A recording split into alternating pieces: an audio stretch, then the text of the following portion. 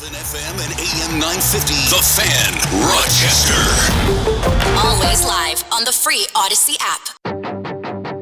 The Sports Bar with Danger and Battaglia. These guys are good! Scary good! Happy Halloween. We actually have a special holiday episode. This is our Halloween episode. We're going to be in costume. Halloween is awesome. It's just awesome.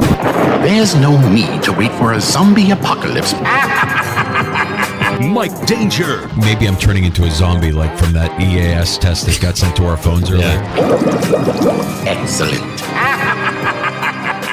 I feel fine. You feel fine, right? We're not turning into zombies anytime soon. Gene Battaglia. Oh, gosh, it's a snake massacre. Yeah. So I have snake skin and guts and everything.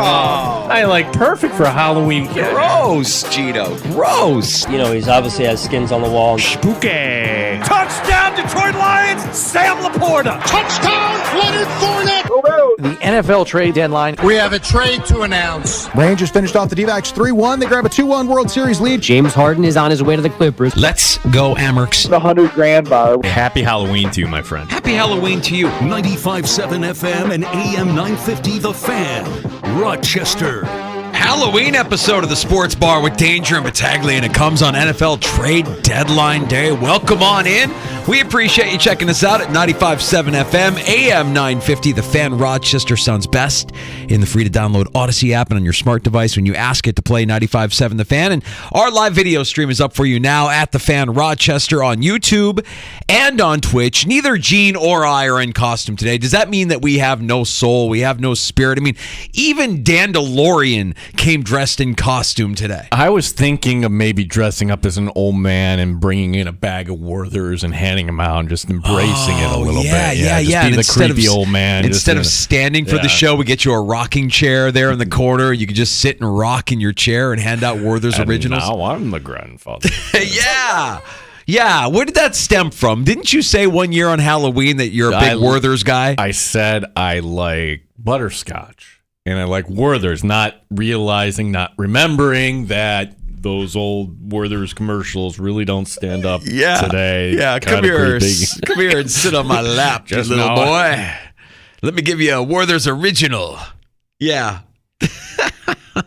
Well, Halloween is one of our favorite days of the year in the Sports Bar. We'll get to plenty of NFL news today with the trade deadline here approaching less than 1 hour from now. And joining us later this hour to talk about the Buffalo Bills, Matt Perino in the Syracuse Post-Standard. Yeah, so we'll talk to Matt in regards to what the task at hand here is. Certainly Cincinnati, big task for Buffalo. The Bills a little bit of extra rest coming off that win over Tampa, but I think we can say that Buffalo is not playing their best football. Certainly these last three games. Heck, you can even go back to the Jacksonville game. This has been a rough month of October, right? So we'll talk to Matt Perino, how the Bills turn this around, and does anything happen here in the next 57 minutes. Matt Perino coming up at 3:25. Also on tap at Three Heads Brewing, cranberry grape sour ale, tart cranberries, New York State grapes coming together to make a delicious treat. Get yours at Three Heads Brewing on Atlantic Avenue today.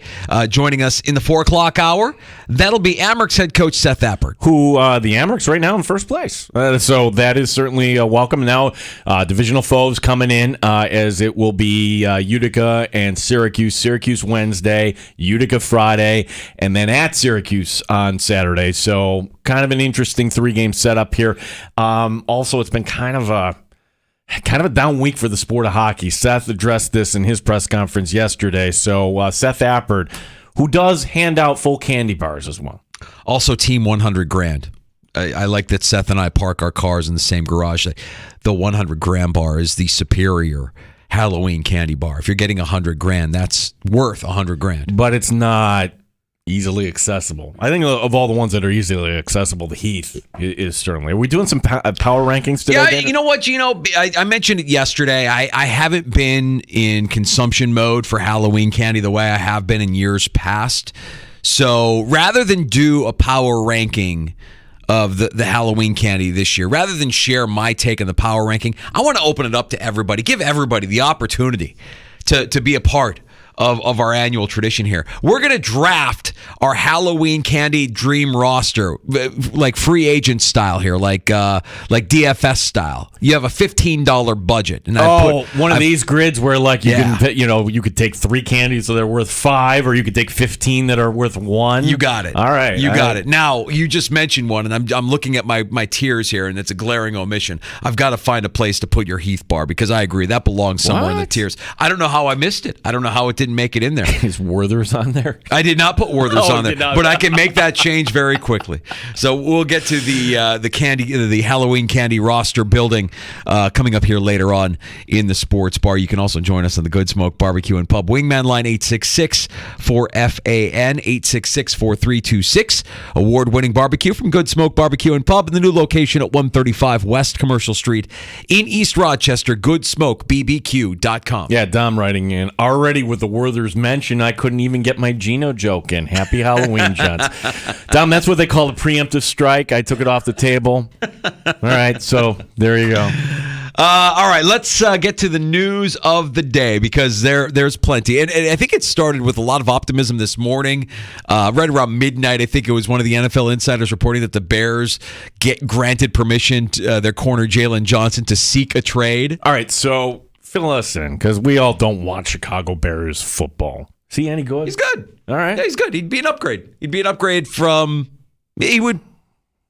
he's not what Trey White was at his best, but he's better than what you have in Dane Jackson, and I'd say he's probably just a notch above Christian Benford. So, again, what direction are the Bears going in? Because I would think they would want to build around a guy like that if they're trading a second-round pick today for Montez Sweat. So I think that what if I'm guessing what happened here is the Bills probably looked at what they've got in terms of draft picks. And I don't think it's any coincidence. You see a lot of teams the teams that are making the deals, like the Bears, they have, and the Seahawks, they have extra picks to give up. They've acquired picks through trades where they just have a surplus of picks. So giving up a second rounder for the Bears for Montez Sweat, which is what they did today before the trade deadline, and you've got all this cap space, it makes sense if you're the Bears. Hey, he's on his final year of his rookie deal. Give up a second-round pick. We immediately improve our pass rush. Montez Sweat comes into Chicago with 6.5 sacks. The Bears, as a team this season, have 10. He'll be all right in Chicago. And if they choose to, at the end of this year, extend him, they have the right to do that with all the cap space that they have. But for a team like the Bills, I imagine Brandon Beane saying, we're probably going to get a comp pick, a third-round comp pick. So can we get Jalen for a third-round pick? And the Bears probably said no. They probably said no to that. So that's my guess as to why the Bills haven't had a trade get done just yet. Yeah, right. So if the price is right, they'll move him, which maybe that is a third-round pick. We've also had the speculation. It's been nothing more than speculation that, hey, DeAndre Hopkins could be moved. Or, did you see Devontae Adams last night? Well, again, it's just outside speculation at this point. And I would ask anybody that's asking about DeAndre Hopkins, like, did you watch Tennessee last week? Did you see their young quarterback? Is that real or not? Well, it's only one game, so we can't answer that. But I'll tell you this, if you want it to be real, you need parts around him to help him out. And I would think that even though when Tennessee maybe gets good someday with this quarterback, that maybe DeAndre Hopkins will be moved on by that point. No, I would not move DeAndre Hopkins if you're trying to develop Will Levis. So things change rapidly in this league. I'd be shocked if DeAndre Hopkins got traded this afternoon. I'd be shocked if Devontae Adams got traded. In fact, I believe we're hearing that he's not going to be traded, even though he hasn't requested a trade. But one reception last night in that loss to the Lions on Monday Night Football.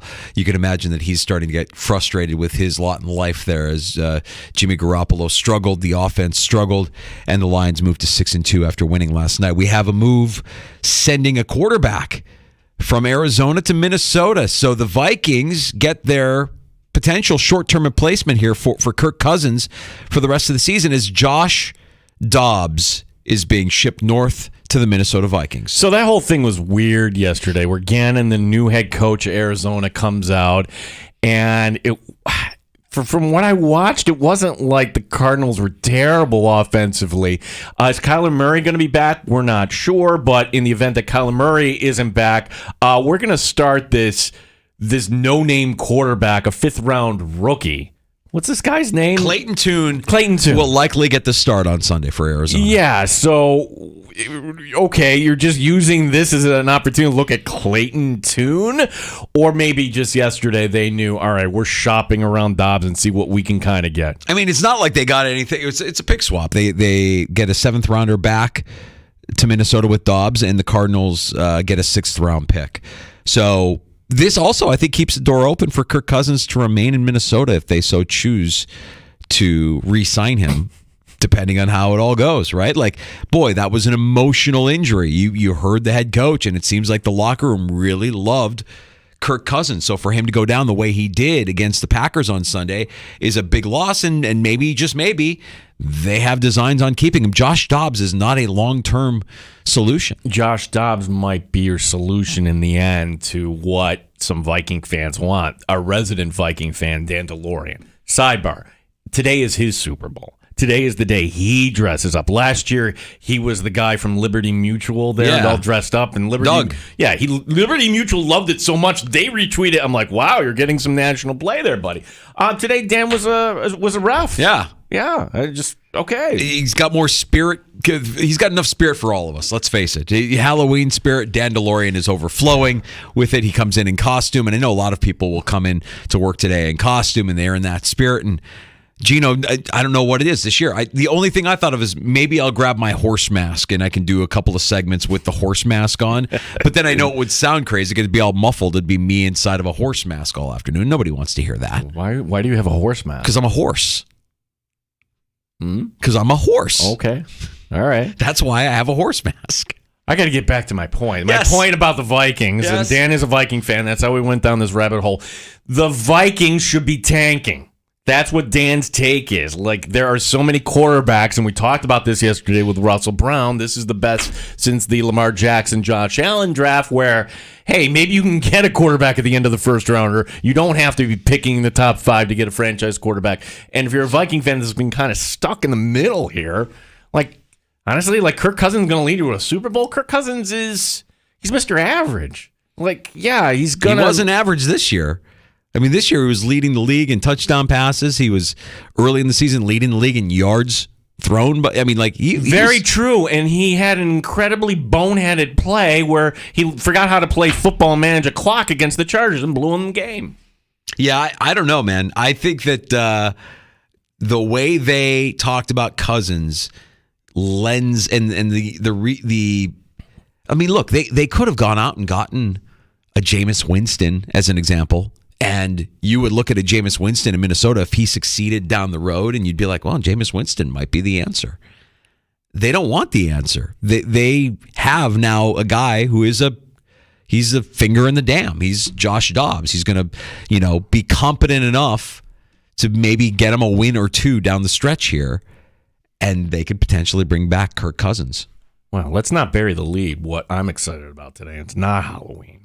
It's the fact that we get to pick a week 9 game in Survivor. That's coming up at the 4 o'clock hour. Now, do you need more time? Because it feels like we have a little bit more certainty here in terms of who's going to be starting at quarterback where? We do. Do we trust these coaches? We're going to go over everything at about 4:20, a little earlier than that. 4 o'clock hour. Yeah, right around 4 o'clock. We'll get to that. The other deal that has been that's been done here in the last half hour or so is the Niners acquiring Chase Young from the Commanders. We mentioned Montez Sweat leaving the Commanders, Chase Young being dealt from the Commanders. They're getting a 3rd-round pick in return for Chase Young. That's it? You have Chase Young on one side and Nick Bosa on the other side. Whew. Now, so the Niners, like the Bills, 5 former first-round picks on that defensive line. Oh. And seems like to me the Commanders are tearing down if they're sending out Sweat for a set. I just ask, what? Well, probably they're looking at what we invested, and this isn't good enough. So let's just kind of start over and not pay all these big salaries here at this position. And you had the Seahawks yesterday acquiring Williams from the Giants, defensive tackle. They gave up a second for that. Sweat goes for a third to the Niners, like the NFC West. The Niners, the Seahawks. This could be a slugfest here down the stretch between those two teams, and they're acting like playoff contenders, playoff teams here at the trade deadline, acquiring pieces that immediately make them better. One other minor move. You kind of forgot this guy was still in the league. Donovan Peoples-Jones. He goes from the Browns to the Lions. Not sure what the Lions are giving back, but I'd be surprised if it's anything more than a pick swap. Yeah, and if you watched any of that Lions game last night, boy, how spectacular was Jahmyr Gibbs. Oh, my God. Like, for all the heat that organization took for acquiring Gibbs in the first round, 152 yards on 26 carries, 37 yards on 5 receptions. He's got a gear that you just don't see that often in the NFL. He looked special last night. That was a pretty good breakout performance by Gibbs. And look, the Lions, it shouldn't have even been as close as it was. They went 1 for 5 in the red zone last night. A lot of field goals in that game, but they get the win 26-14. Gibbs was outstanding. Sam Laporta getting into the end zone for Detroit as well. So the Lions right now, I think, are the Vegas favorite, but they have the shortest odds to win their division in all of the teams that are in first place right now in their division. The Lions are going to win the NFC North. Yeah, they had some red zone issues. It really wasn't a clean game last night, but it was just good enough. And Jimmy Garoppolo can barely move at this point. So I know Adams was upset in that game, but I'm like, he's kind of useless out there. So I don't know why the Raiders aren't just shipping everybody out here. Actually, I probably do know, because the head coach and the GM want to keep their jobs, and like they're not going to just kind of swap unless they had assurances that they're going to be beyond. That's also a big part of trade deadline day, trying to figure out what the internal agenda is. Like if you're Brandon Beane, you don't have to worry. You're all set. You can kind of act freely. Same with the Niners management, like good management.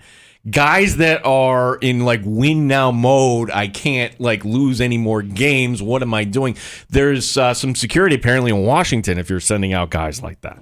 But when I'm looking at a team like the Raiders, they should be trading away talent and rebuilding here and trying to find that quarterback. And no, not so much, because the guys are trying to save their own job. Yeah, I'm wondering what happens in Washington. Because this does look like a fire sale. It looks like, all right, we're going to move on. I mean, if you're Ron Rivera, you're a defensive-minded head coach, and a couple of your pieces, your best pieces, just your message got stale on them. I don't understand. These are guys that you brought in, and now they're not there. They're gone. They become somebody else's problem, I guess. But there's still some game left in Montez Sweat and Chase Young.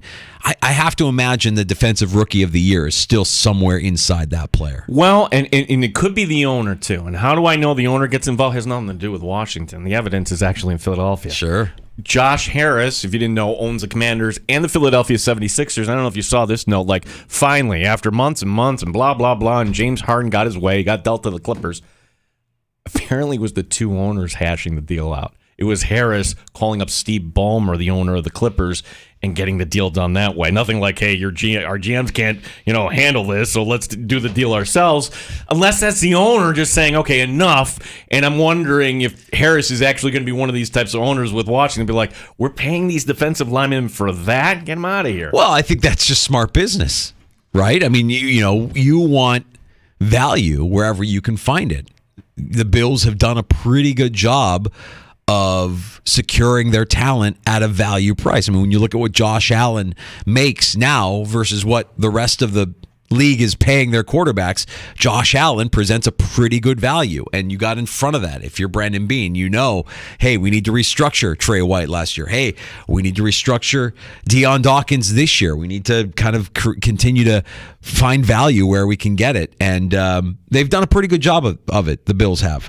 But no action today at the trade deadline. As of right now, we've got about 40 minutes left before we get to the official NFL trade deadline. And the Bills, as of right now, haven't been able to get a deal done. Which, not surprising. They didn't have a lot of cap room. Oh, no, they made their move today, Danger. Leonard Fournette officially on the practice squad. Yes. Kendall Vickers released. We were wondering about that as we were signing off yesterday because it was John Worrow of the AP who, pointed out correctly that he hadn't officially signed. That there were all these reports out there, but he hadn't officially signed. Now we get word today that he has officially signed. So there you go. We're on Twitter, X, at the Fan Rochester. Yacht Rock John, Captain Obvious, sending us a tweet. Happy Halloween. A Milky Way bar pairs nicely with Three Heads Cranberry Grape Sour and a sugary sweet block of Yacht Rock. Oh. Very good, John. I appreciate that. And maybe I'll try that pairing here later tonight when the kids come home and I apply the candy tax, take 30 to 40% of their haul from the neighborhood kids. And I'll be picking through and sorting through and getting my favorites out of that. LeBaron tweeting at me, have you seen this yet? Yeah, LeBaron, we talked about that yesterday. And there's another development in the story here. This the death of Adam Johnson. Yeah, and I don't really, LeBaron, want to see that. Don't. I don't really want to see that. I've heard enough about it, and it's a terrible story. To see it, to me, is like, nah, I'm okay. If I don't see that video, I'll be all right. Appreciate that, though. All right, let's get to Matt Perino of the Syracuse Post-Standard. He's going to join us next. We'll talk about the Buffalo Bills here on trade deadline day, and we'll look ahead to Sunday night's matchup against the Cincinnati Bengals. Matt Perino, the Shout Podcast, Syracuse Post-Standard, NewYorkUpstate.com, joining us next in the Sports Bar. Danger and Battaglia on the Fan. Surprise your loved ones with a gift of self-care by giving your loved ones a gift card from the Spa at Del Monte this November. For every $250 gift card purchase, receive an additional $25 gift card. A gift card allows that special someone to indulge with one of their signature spa treatments, bask in their salon services, and treat themselves to the many luxurious products in the Spa at Del Monte's boutique. Visit them at the Spa at Del Monte or purchase a gift card instantly at delmontespa.com. Odyssey has sports for every fan. Keep up with your favorite teams from across the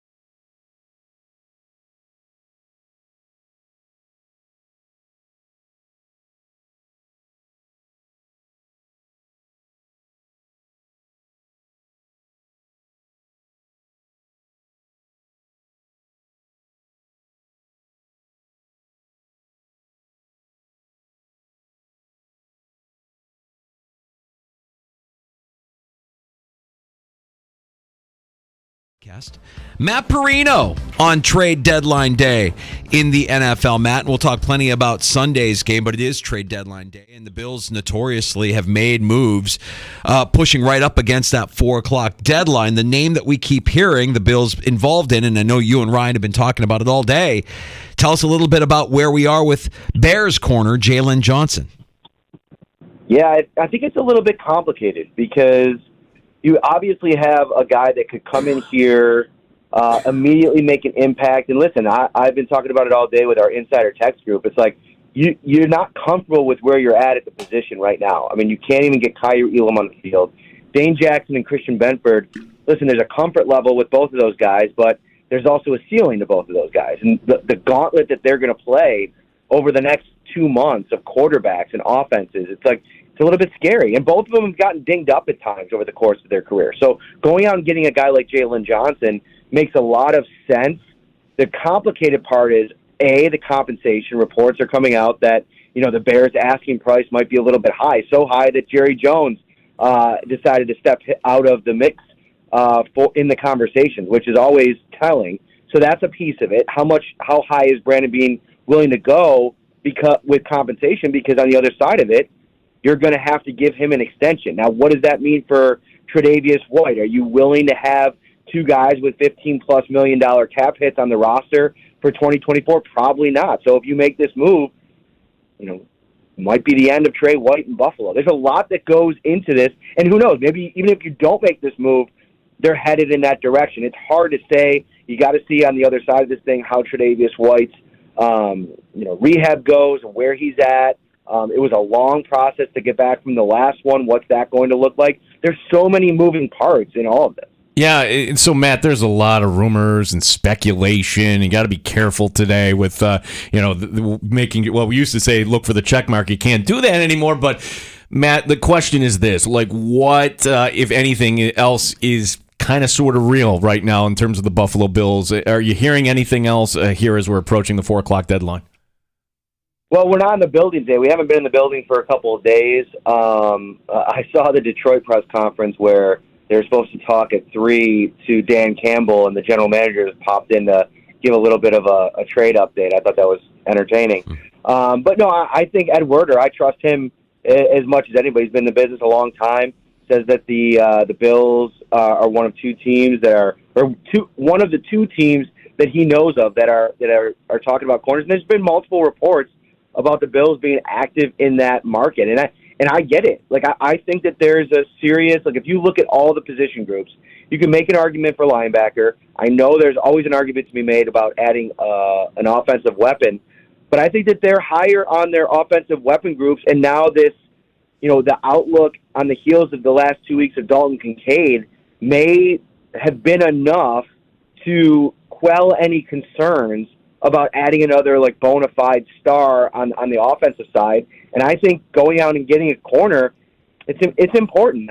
And this is coming from somebody that thinks that for the most part, Dane and Christian Benford can do a good job most of the time. It's just against those elite offenses, adding a potential bona fide number one corner.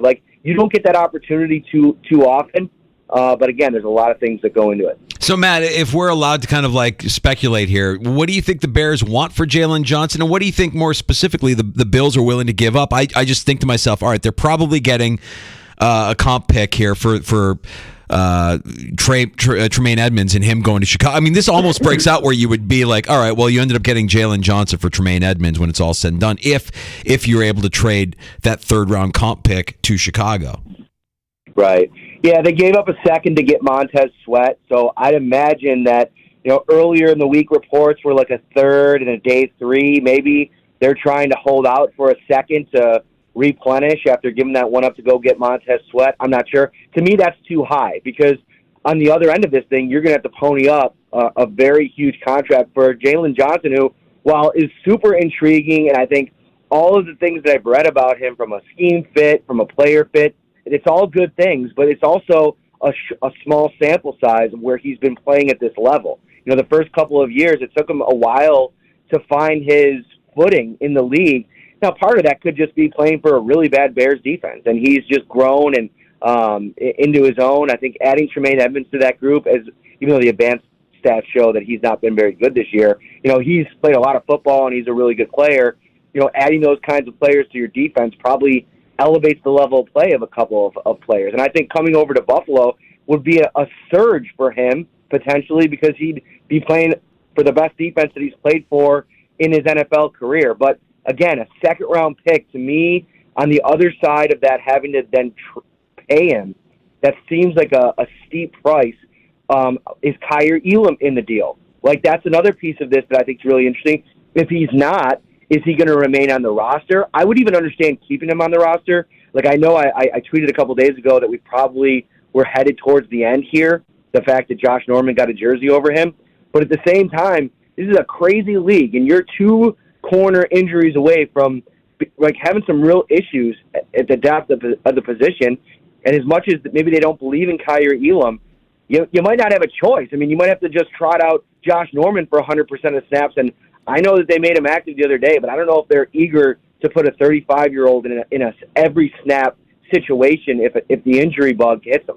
Yeah, we're talking to Matt Perino, Syracuse Post-Standard. The Bills did make a move this week. Leonard Fournette on the practice squad. So once a player goes on IR, Matt, I know it's tough to kind of get information, but do we know anything at all about the hope for Damian Harris here? I mean, is this kind of a tell? And I guess your thoughts here on how long do you think it would take to kind of onboard a player like Leonard Fournette into this offense?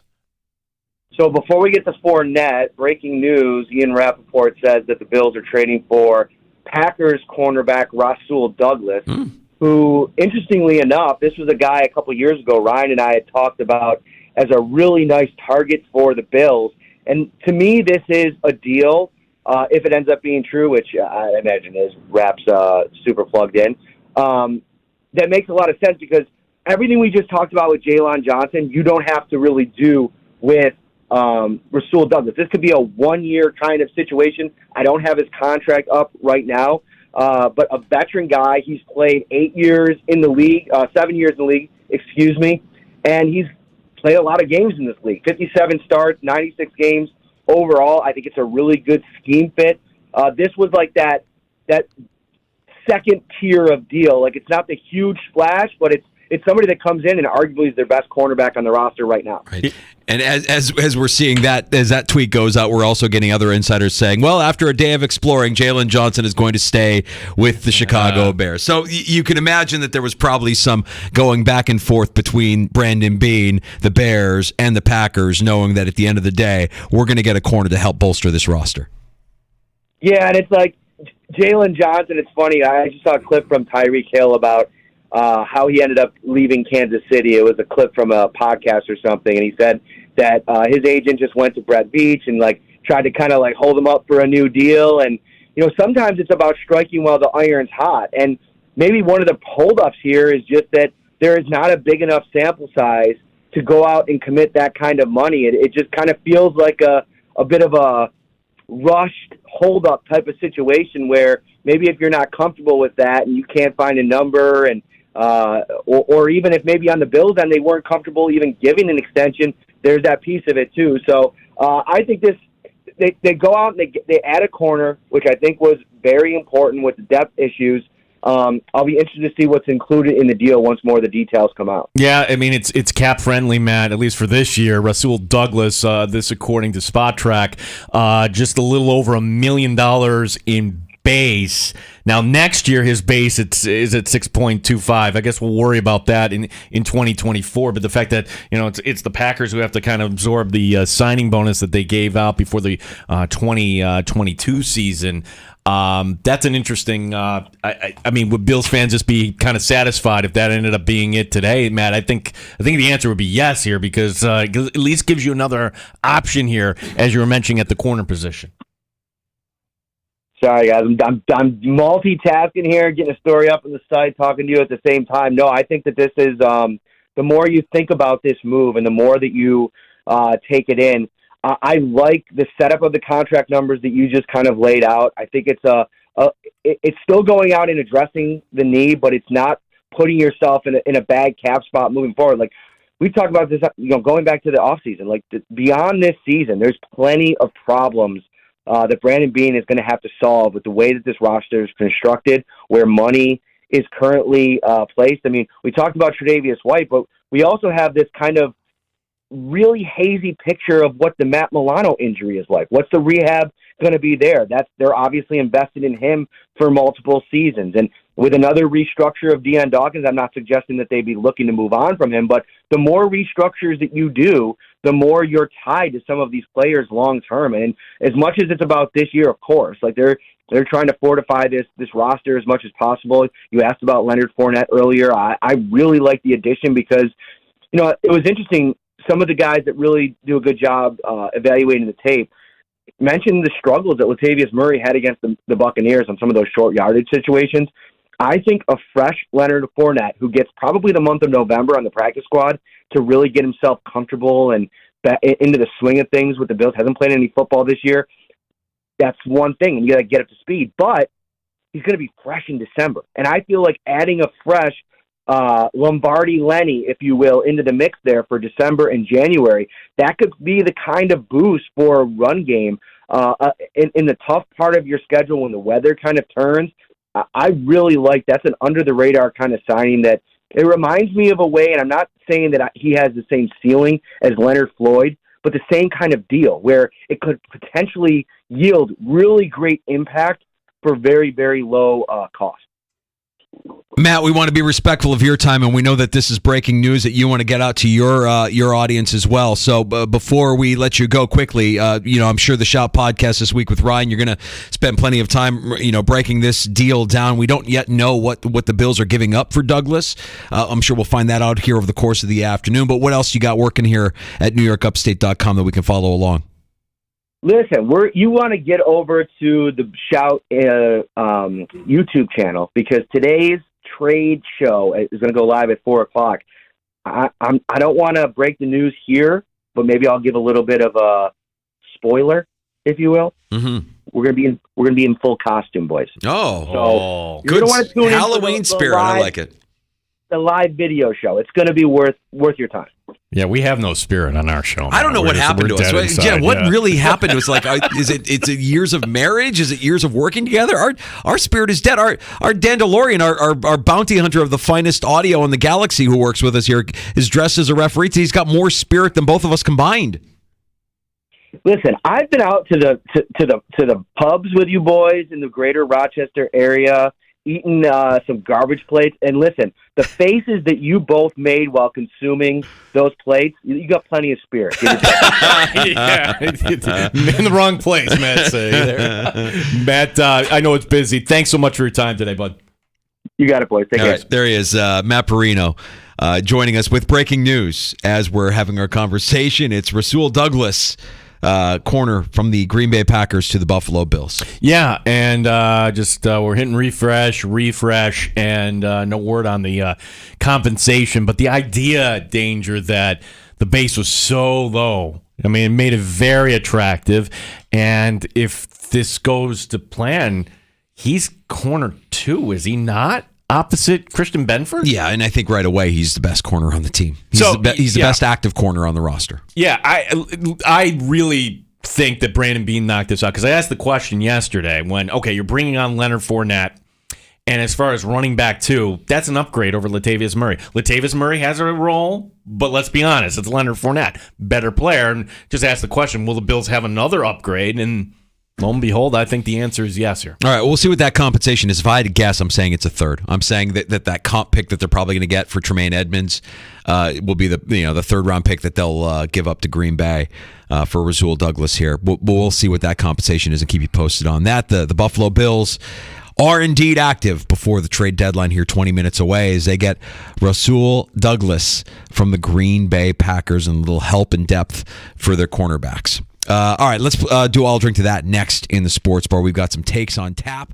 We're going to do our Halloween candy dream draft. We've got a budget, a $15 budget. I've got my tiers set up, Gino, and this is interactive. This isn't about me, telling you my favorite candy. This is us drafting our dream candy team for Halloween. I think Russell Brown yesterday, having him on, draft expert, but, he's an open Lions fan. He's excited. He should be. Everybody in Detroit should be happy after, you can't even say generations, like a lifetime, right, of not enjoying football out there they get to. And I'm just wondering, oh my gosh, have we lost our spirit here when I hear somebody like that out in Detroit? Well, I think we have lost our spirit. We're not in costume today. As we had garbage plates in front of us, maybe our spirit would be a little bit lifted. But right now we were defending Rochester. We were champions for Rochester when Matt came. That's where our spirit is. Our spirit is bleeding into the city. That's what we do. I'll drink to that is coming up next. Gino's got to survive in advance week 9. Pick for Survivor football coming up just after 4 o'clock as well. Thank you. We cannot lose this week, but do we make the choice today, or do we pull the rare we have to table? Amerks head coach Seth Apper going to join us here in about a half an hour or so as well. Stay in the sports bar. Danger and Battaglia on the Fan Rochester. Get ready to start the NFL week off right. Mike Danger for FanDuel Sportsbook, the official partner of 95.7 The Fan. Right now, all customers.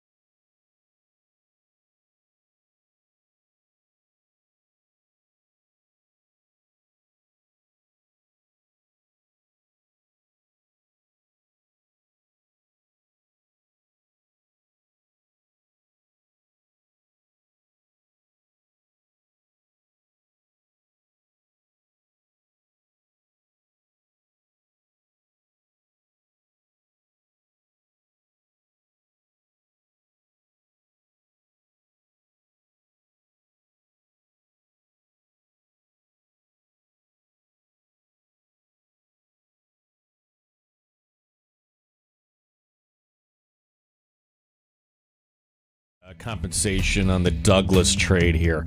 So the Bills pick up corner Rasul Douglas from Green Bay for a pick swap. So the Bills giving up a third here, which would be the Tremaine Edmonds comp pick. They're getting a fifth in return. Great. Fantastic.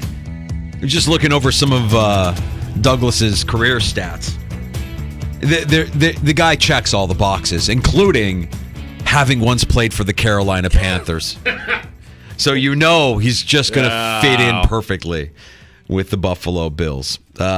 He's got a pretty decent resume here. Started his career in Philadelphia and has played in Green Bay here since the middle of 2021. I believe he was dealt by Arizona in the 21 season to Green Bay, where he's been playing since. Michael F. Florio, who we've had on the show before, pointing out now, I'm the first to say PFF, take it for what it's worth.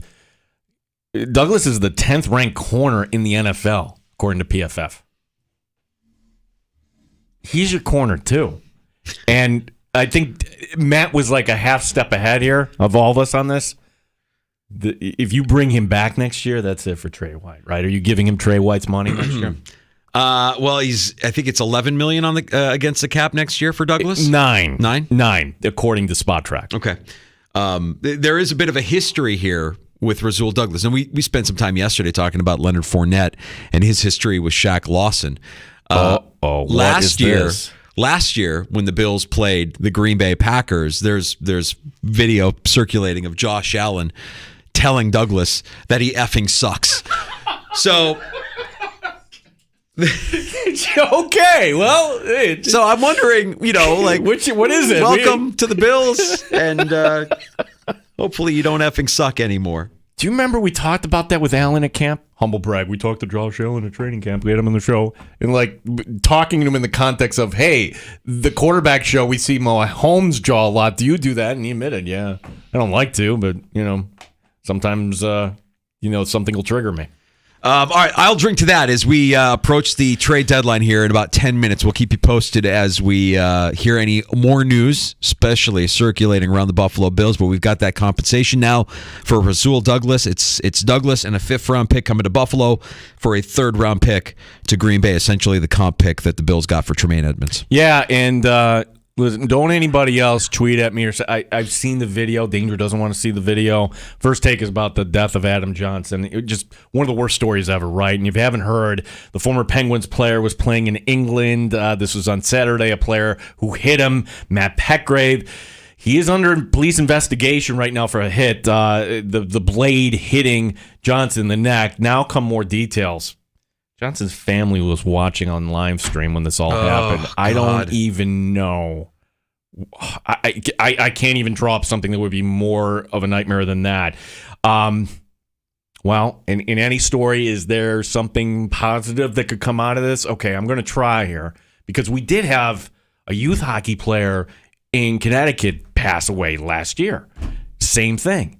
And everybody, that's really terrible. That's really terrible. And did we do anything about it? No. So maybe we should actually make this a rule for everybody. Because apparently it's not that they can't wear neck guards. I still can't believe that this isn't something that you would want your kid to invest in there. Yeah, it's in LeBaron sharing us the clip that I honestly, I was looking to avoid it. I've been kind of logging off of social media the last few days because I've lost some friends the last few days, literally lost them. It's kind of depressing when I go on and I see all my friends who are friends with the people that we've mutually lost and their tributes and everything. And I see what you're saying. Everything is heartfelt and it really it's sad. And I don't want, I want to be cognizant of what's going on. But at the same time, I don't need to feel any more down than I might potentially feel having lost a coworker and a former coworker in the last, few days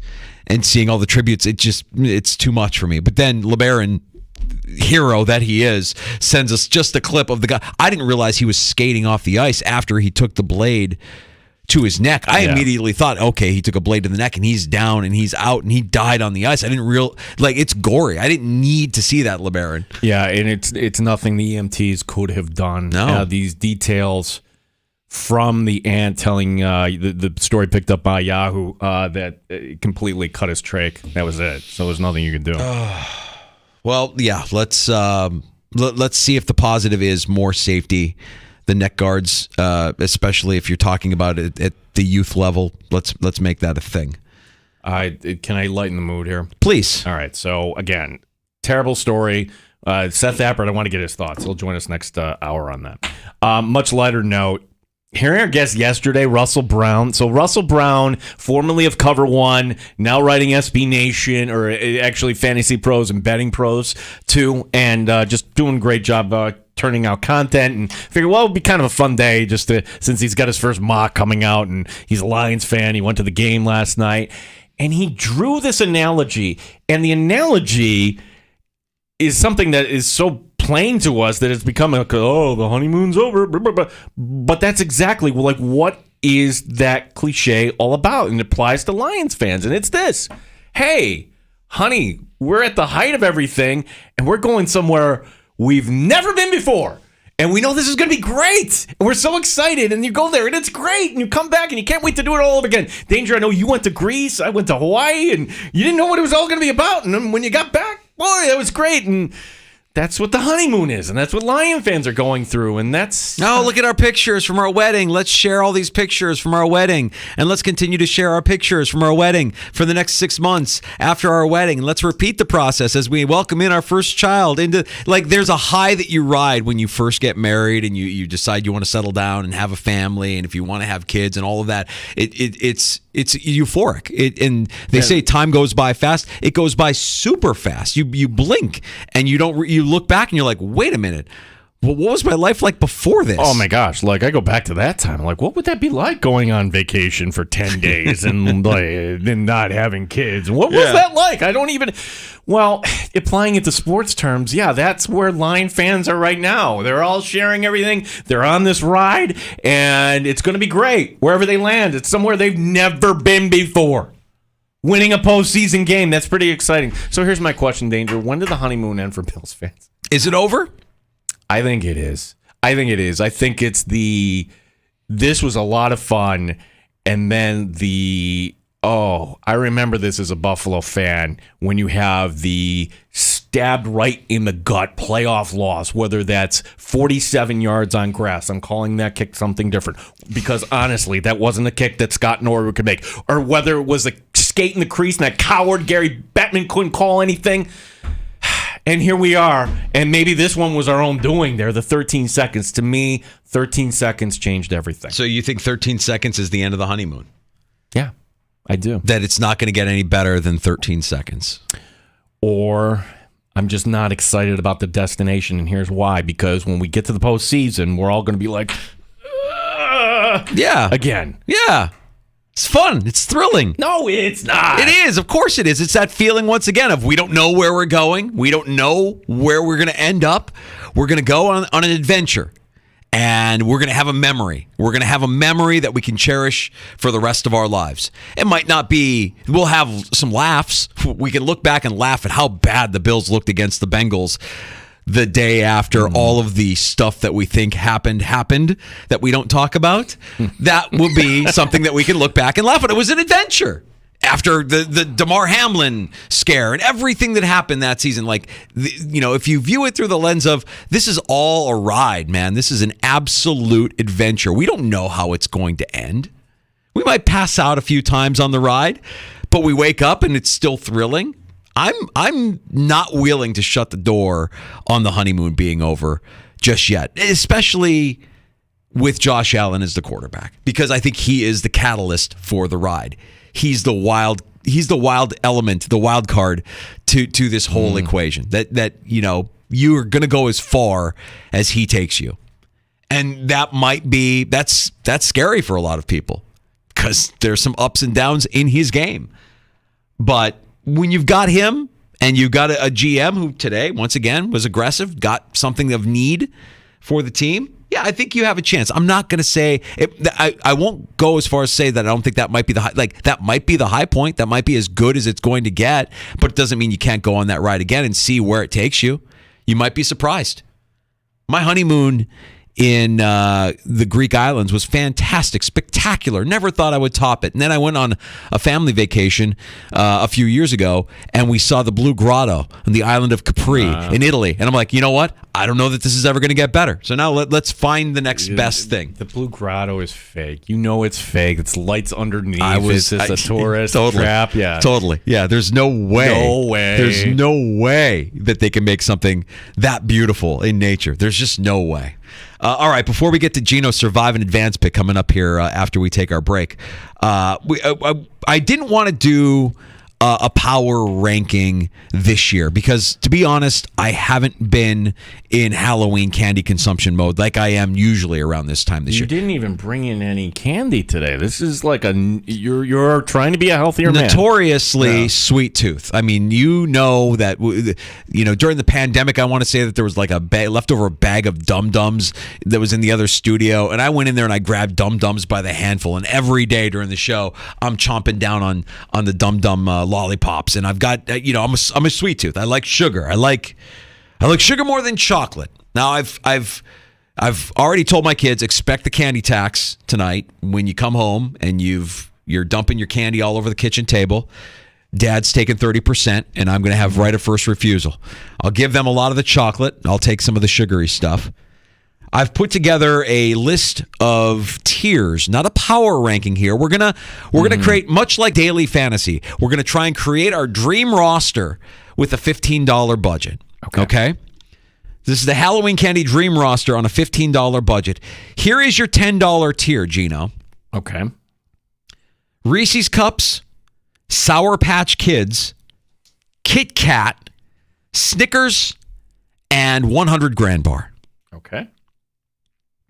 Your $5 tier: Skittles, Milky Way, Three Musketeers, M&M's, and Junior Mints.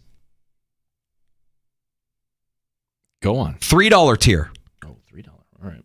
Heath Bar, Nerds, Starburst, Twix, Hershey Bar.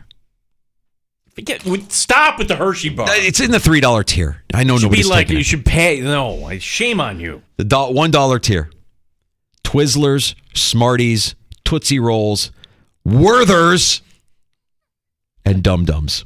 Oh gosh. Okay. All right, Werther's, great value for $1. Great value. And if you're looking for value, there can be value found on this list. Mm-hmm. I've got my team. I've drafted my team already. I'm going to go high end with a selection out of the $10 tier. I've got to go with the 100 Grand Bar. If I'm getting a 100 Grand Bar, I like my team. I'm satisfied with my team just knowing like when you're drafting Justin Jefferson in the first round, you're like, how can I go wrong? Justin Jefferson is just automatic, even though he gets injured and you have to deal with that. But 100 Grand Bar for me, I'm good. I'm taking that in the $10 tier. What about you? Oh my gosh, I'm not taking any in the $10 tier. Okay. I like that. None of those $10 candies are worth having one instead if I could have two. So from the $5 tier. Talk to me. All right. I will take, what was the first one? Milky Way. Skittles was the first one in the $5 tier. No, I don't want. I just want some. I will take some Milky Way. Okay, and I will take the Three Musketeers. Okay, so you've got two coming out of the $5 tier. So that's 2/3 of your budget spent with Milky Way and Three Musketeers. Mm-hmm. All right, I'm gonna go with in the $3 tier. I'm going with Nerds. I need my sugar, so I've got 100 grand out of the $10 tier. Nerds out of the $3 tier. You've got $5 left, Gino. I'm taking my Heath Bar in the $3 tier. Okay. You're left with $2 left. Are you going to go with another I'm going $1? I'm going with my Werther's. Okay. You have $1 left. I have $1 left. I should be able to buy something that not at the Mike Danger shop. I want a Butterfinger for $1. Can I buy a Butterfinger for $1? Oh, I can't believe I didn't put Butterfinger on there. Maybe it's because Butterfinger is terrible. No, it's delicious. You could have taken a Heath Bar at $3. I did. Oh, you did take the Heath Bar. That brought me to 13. And you would take Heath Bar and Butterfinger? Absolutely. Wow, toffee junkie over here. All right, I'm rounding out my roster with Twizzlers and Smarties out of the $1 tier. Lots of sugar, just enough chocolate with the 100 Grand Bar. I've got my 100 Grand, I've got my Nerds, I've got my Twizzlers, I've got my Smarties. You've got who? I've got my Milky Way, I've got my Three Musketeers, Heath, I've got my Werthers, and I'm buying a Butterfinger. Okay, for $1. For $1. I think that should be the rule. Mike Danger didn't put it on it there. Who's got the best candy roster? It's not even close, dude. Like you blew all your budget on the 100. It's because the $100,000 is elite. It's elite. It is, and you know how I know it's elite? Because Seth Appert is $100,000 guy. Seth Appert might not come on the show because you should have banned the Hershey bar from existence. I mean, honestly, we're loyal to the law. If I would have put the Hershey bar in the $3 tier instead of, if I would have put Butterfinger in the $3 tier instead of the Hershey bar, does that change your strategy? No, you should put the Hershey bar in the free category.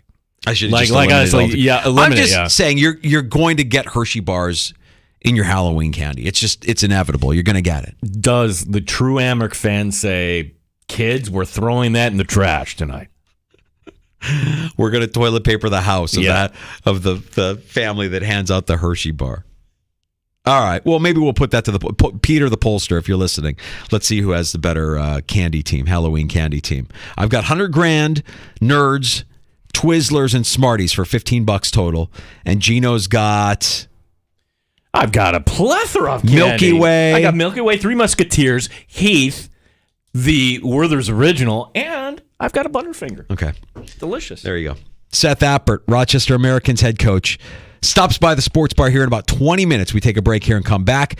And the trade deadline has come and gone in the NFL. The 4 o'clock deadline has passed. We will tell you about a move the Bills have made. Rasul Douglas coming in from Green Bay, what it all means and what the Bills are giving up and getting back in return on the way next in the sports bar. Danger and Battaglia on the Fan, Rochester. Attention broadcast and IT.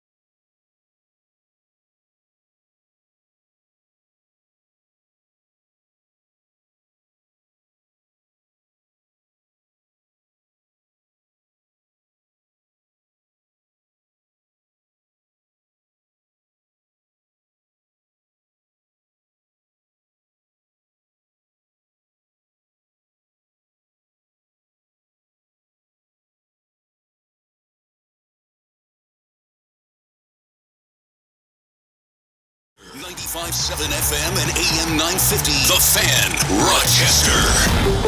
Always live on the free Odyssey app. The Fan, Rochester. Sports update. The Bills make a move at the deadline. Corner Rasul Douglas coming from Green Bay. Douglas was the 10th ranked corner this season, according to Pro Football Focus. This in exchange for a pick swap. Buffalo will give up a third rounder next year. They'll be getting a fifth rounder in return from Green Bay. The Bills also making official the signing of Leonard Fournette to their practice squad, releasing Kendall Vickers.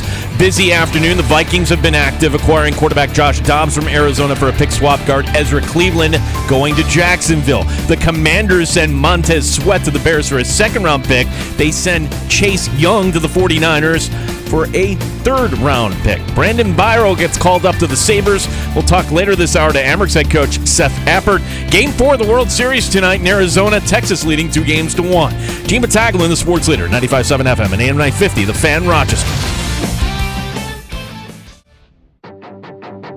The Sports Bar with Danger and Battaglia. These guys are good. Scary good. Happy Halloween. We actually have a special holiday episode. This is our Halloween episode. We're going to be in costume. Halloween is awesome. It's just awesome. There's no need to wait for a zombie apocalypse. Mike Danger. Maybe I'm turning into a zombie, like from that EAS test that got sent to our phones earlier. Excellent.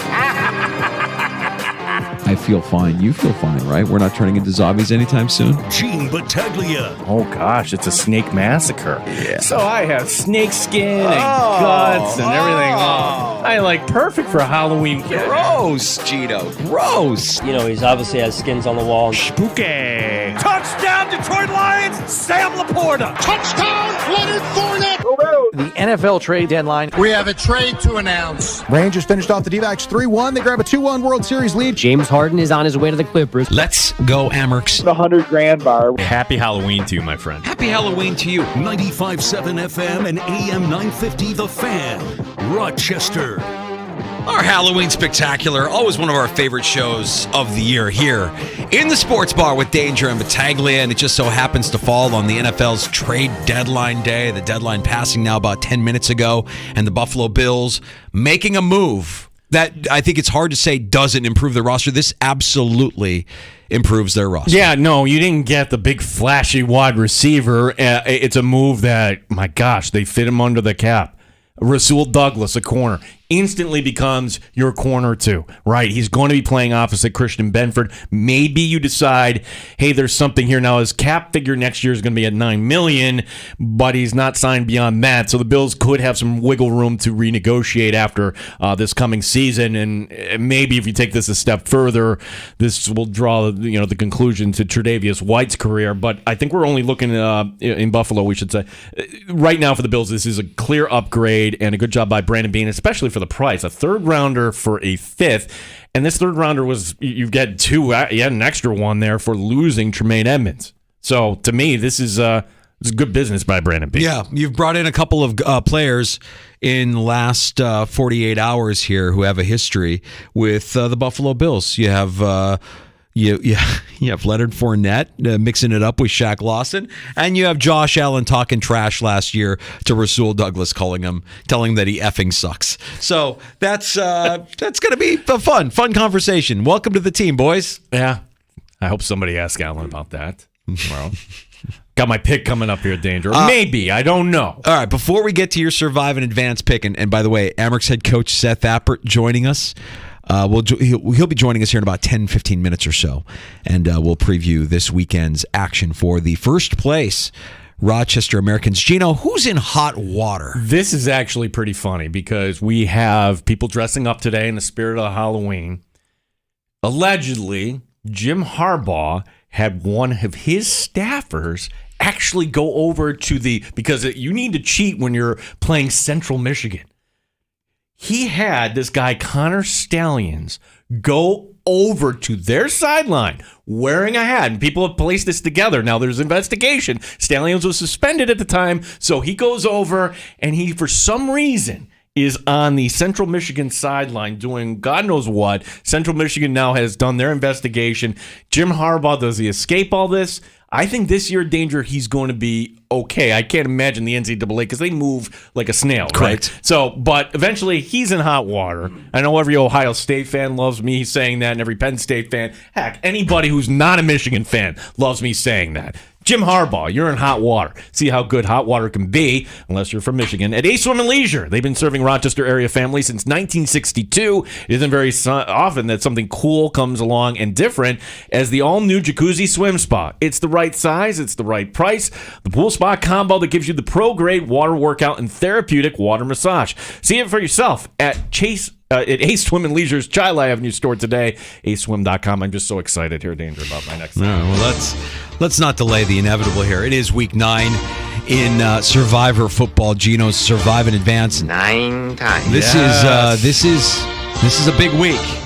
It's a big week. Now, Gino, you're carrying the torch for the sports bar. Now, I'm just a casual observer watching your mind work. No.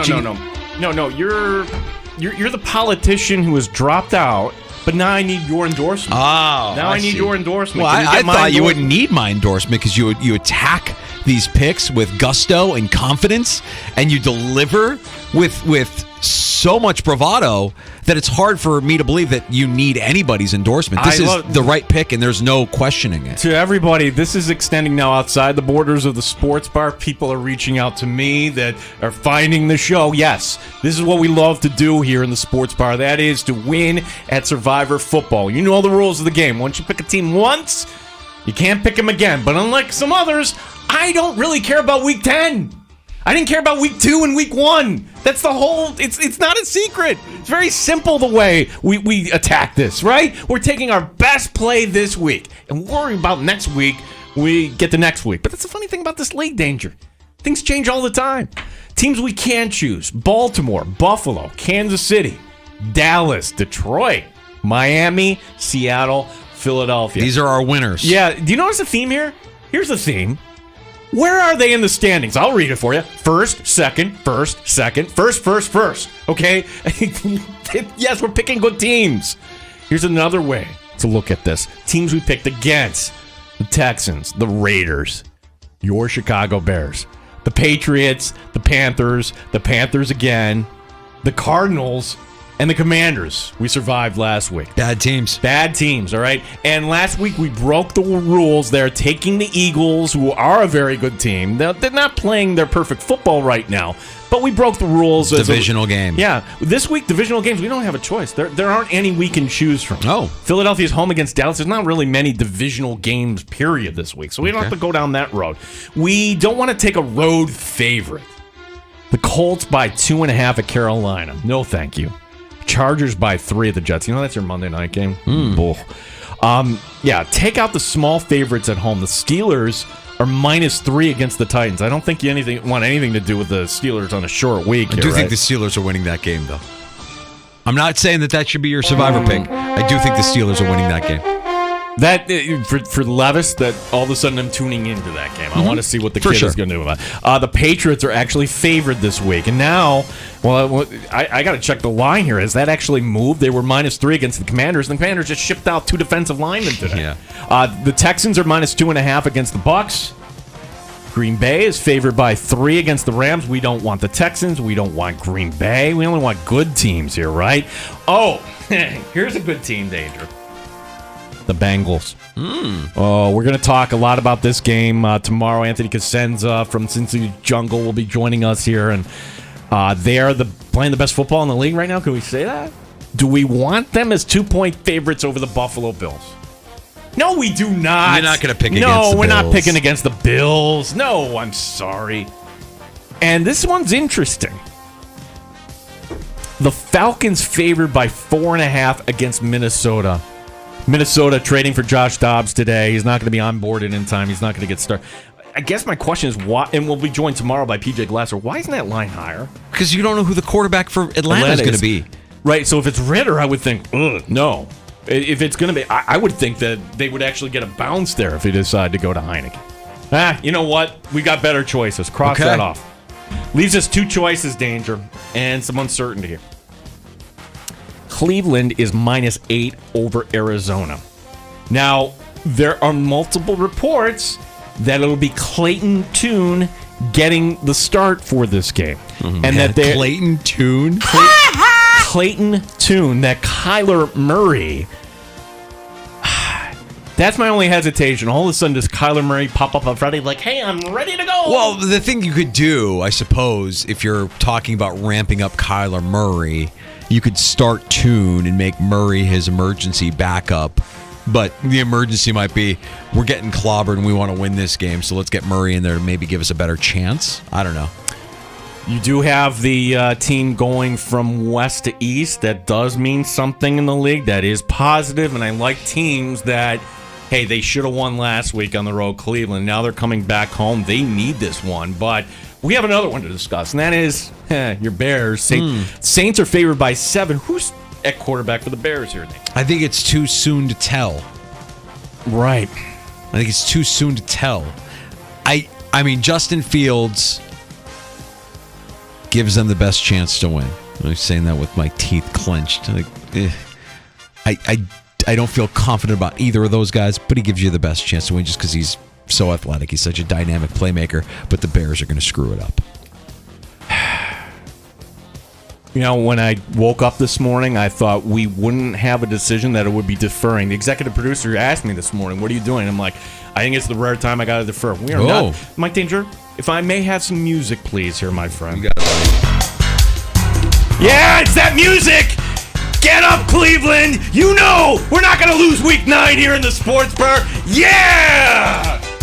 Cleveland rocks in the spirit of Brian Sight and Sam Rutigliano. Week 9 is going to be our pick. Cleveland playing a lousy quarterback. Wow! Moving on in November, let's win Survivor football. Yeah! Fucking now! Thank me on Monday!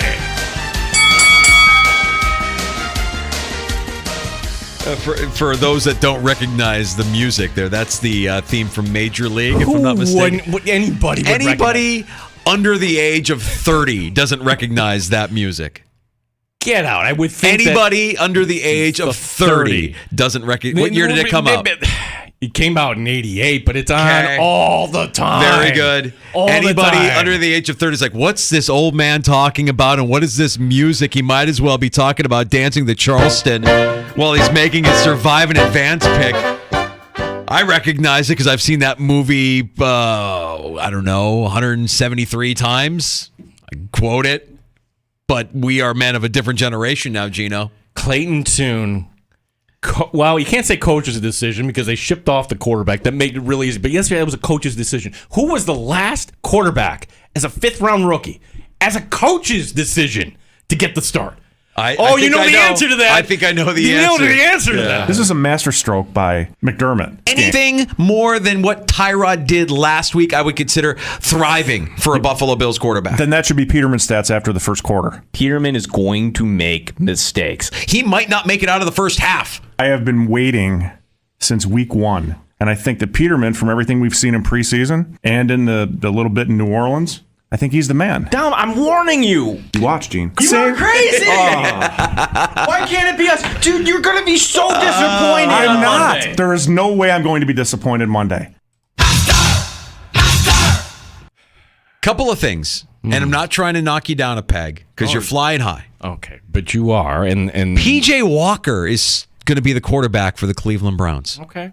And they almost beat Seattle last week, so on the road. Yeah. I'm fully aware who the Cleveland quarterback is. I also love Cleveland's defense against Clayton Tune. Yeah. Ooh. Now, what if Kyler Murray says, hey, everybody, I'm ready. I'm trusting these reports. It's going to be Clayton Tune. Yeah. I'm with you on that. I would not bet on Clayton Tune, but it's hard for me to bet on PJ Walker in the same breath. But if we're breaking ties, yes, the Cleveland defense is pretty good defense. Yeah, that's what we're banking on, and they're playing the worst team in the NFL. Amherst head coach Seth Appert has to follow that up. Not sure how he's going to do it. He might just be like, guys, I'm busy today. Love our time with Coach Appert. He'll be joining us next. We'll recap a busy week last week for his team, where they're on a bit of a hot streak now. First place, Rochester Americans head coach Seth Appert joining us next on The Fan Rochester. Odyssey has sports for every fan.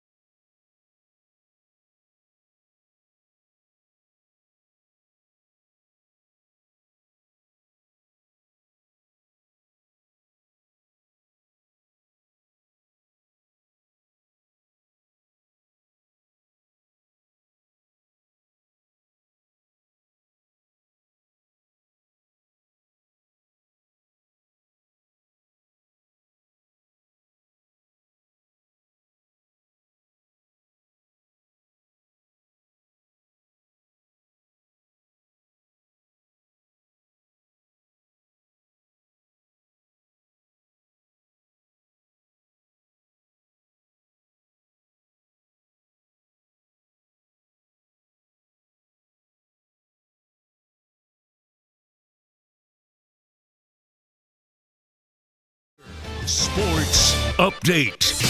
Trade at the deadline for the Buffalo Bills. They pick up cornerback Rasul Douglas from Green Bay. He was the 10th-ranked corner this season, according to Pro Football Focus. This in exchange for a pick swap. Buffalo giving up a third-rounder, getting back a fifth from Green Bay. The Bills did make it official today with the signing of Leonard Fournette to their practice squad, releasing Kendall Vickers. The Washington Commanders were busy today, sending out two defensive linemen. Montez Sweat goes to the Bears for a second-round pick. Chase Young goes to the 49ers for a third-round pick. Minnesota Vikings get a quarterback today. Josh Dobbs goes to Arizona, from Arizona to Minnesota. Guard Ezra Cleveland goes from Minnesota to Jacksonville. We do have some Amerks hockey to talk to. Seth Appert joining us next year in the Sports Bar. Brandon Byro getting called up to the Sabres. Gene Battaglia, The Fan, Rochester. Top Shelf Sports Talk. You're hanging out in the Sports Bar with Danger and Battaglia on the Sports Leader, 95.7 FM and AM 950, The Fan, Rochester. And it is so early in the season, but it still feels nice to say your first place Rochester Americans back on the ice this week. And let's talk to head coach Seth Appert here in the Sports Bar, as we do every Tuesday at this time. Coach, welcome on in. Appreciate the time as always. The team is playing hot right now. From the last time we spoke, we've rattled off 3 wins here. Talk a little bit about what has led to this little streak that we got going on. Oh, hey guys, thanks for having me on. Happy Halloween. Yeah, it was a good week. We played good hockey last week. As I said to you last week, I thought we were pretty sloppy in the first 4 games, even though we found a way to win a few. And last week we just played the right way. We had a real honesty to our game, to our efforts. I thought we were hard to play against. We managed the puck a lot better, and so therefore we got more offense and gave up less, which is a good recipe for success. Yeah, so that brings us to this week, and we had the news today that while the Sabres not carrying 3 goaltenders right now, with Devin Levi coming back and Comrie going out, you'd send up Brandon Byro, which it's always a little bittersweet as an Amherst fan, but that's the whole objective here, to get guys up to the next level. So, Seth, your thoughts on Byro and what he has to offer up in Buffalo? Yeah, it's a great day yesterday getting that call. He's a guy that's earned this and has been deserving for some time. Last year there just wasn't a lot of opportunity, and then he got hurt at the end. So, what a story he is. Undrafted free agent signing, struggled early in his time in the American League, and just has continued to make himself better every week, every month, every year.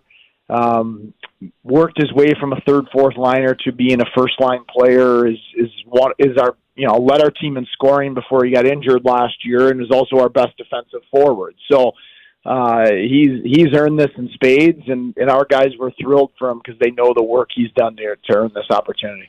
Feel like it's a weekly question that we ask, but we check on the kids with you, Seth Appert, Rochester Americans head coach, Kulik, Rosane. Mason Job's getting in on the action.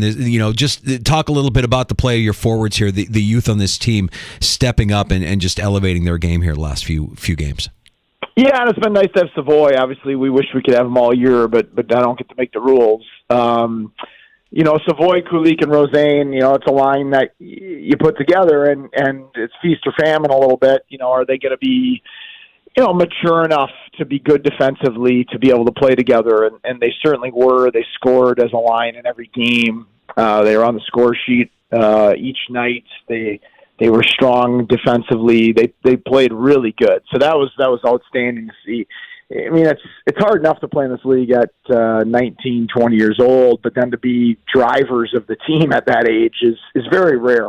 It's a real credit to those guys, and they're playing really good hockey right now. It's been fun to see Rosane's on the penalty kill. He's playing great defense as well. So it's been fun to see the growth and the maturation in their game. And a guy like Mason Jobst, and it's another example. We take a lot of pride in making all of our players better, not just our prospects. And he's a guy that, some of our older guys, Michael Mersch, Ethan Prow, Mason Jobst, Sean Malone, Larry Pilot in the past. Like, these guys have had career years here with us. And Mason Jobst coming off a career year, and obviously he's off to a really good start again. Amherst head coach Seth Appert, our guest. The team home Wednesday and Friday night. The news wasn't all great over the weekend, considering you did have an injury. Brandon Warren, Seth, how long will he be out? If it's a broken jaw, come on, send him out there with a broken jaw. Just kidding. So he tried to stay out there. He didn't think it hurt. So, but we're going to miss him. That's a real credit to him, how valuable he's made himself, that he's an identity driver in our team now, and he's going to be out probably 6 weeks. So we have had a rash of injuries to our forward group, game injuries. Warren, Kisakov, Neuchev, Kozak, Weisbach are all out right now. Some longer than others. So we're all of a sudden, and then Byro's called up. You get pretty thin, and that's where your depth is tested. Guys like Graham Slaggert stepped in last week. He played really good. Zach Metza stepped in on the back end because we're able to go 11-7, and we'll see the pro debut of Olivier Nadeau tomorrow as well, which will be a great opportunity for him. All right, let's talk about tomorrow. It's the Crunch coming in, and the first time that the Amerks will see the Crunch since opening night. What do we know about the Crunch, and how have they developed here over the course of the first month of the season? They look really good on video. They have a new coach this year, but a lot of familiar faces back for them. Obviously, they were formidable last year. We had that great playoff series, so. They're physical. They're hard to play against. They don't give you a lot of time and space. Their defensive numbers are very strong right now. So I think it's going to be a heck of a test. Right now, Alex Barre-Boulet is up in Tampa and playing very good up in Tampa. So I watched a little bit of the Tampa game last night. I wasn't disappointed to see him up there because he's been a menace down in the North Division the last couple of years. So maybe a little less high end than in other years with guys like Radish and Barre-Boulet up, but still a very good team, physically demanding game that they're going to play. Seth, I'd love to get your thoughts here, and I'm not going to lie, I was a little rattled reading, and then the more you read about this story concerning Adam Johnson, and I mean, my son played youth hockey, and every time you put a net guard around him, and you just think, my gosh, could something like that ever happen? And I don't know, nobody would ever know if something like that would have ever prevented it. But do you think we should be kind of championing the cause here, that at every level, just use that extra protection? Yes, I think the simple answer is yes, and we've already.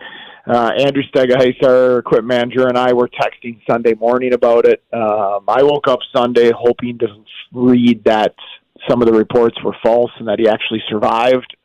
Just devastating and heartbreaking. And we've already taken steps. We've ordered every player cut-resistant turtlenecks. We've ordered more neck guards. The guys wear them in the under-18 World Championships that I've coached at. It's not that big of a deal. And, I think that, working with management on potentially making it even mandatory. In the American League, you can mandate those things as an organization. NHL, you cannot because of the collective bargaining agreement, the Players Association. So it's sometimes easier to do that here. And I think we'll probably head in that direction. And we want to, support our players and make them as safe as possible. And the technology's gotten to the point that they're not cumbersome anymore. And we have, I think we have 6 or 7 guys wearing them this week just on their own. And I think we'll head towards mandatory. I would imagine here in the near future. Seth, I asked for my, I gave my opinion on the hit by Petgrave. And the disclaimer I used was, okay, it's only the one angle we've seen of this hit. And sometimes you see things from different angles like, oh, okay, that looks a lot different. But what did you see on that play? I haven't watched it. Good. Me neither. I can't watch it. I've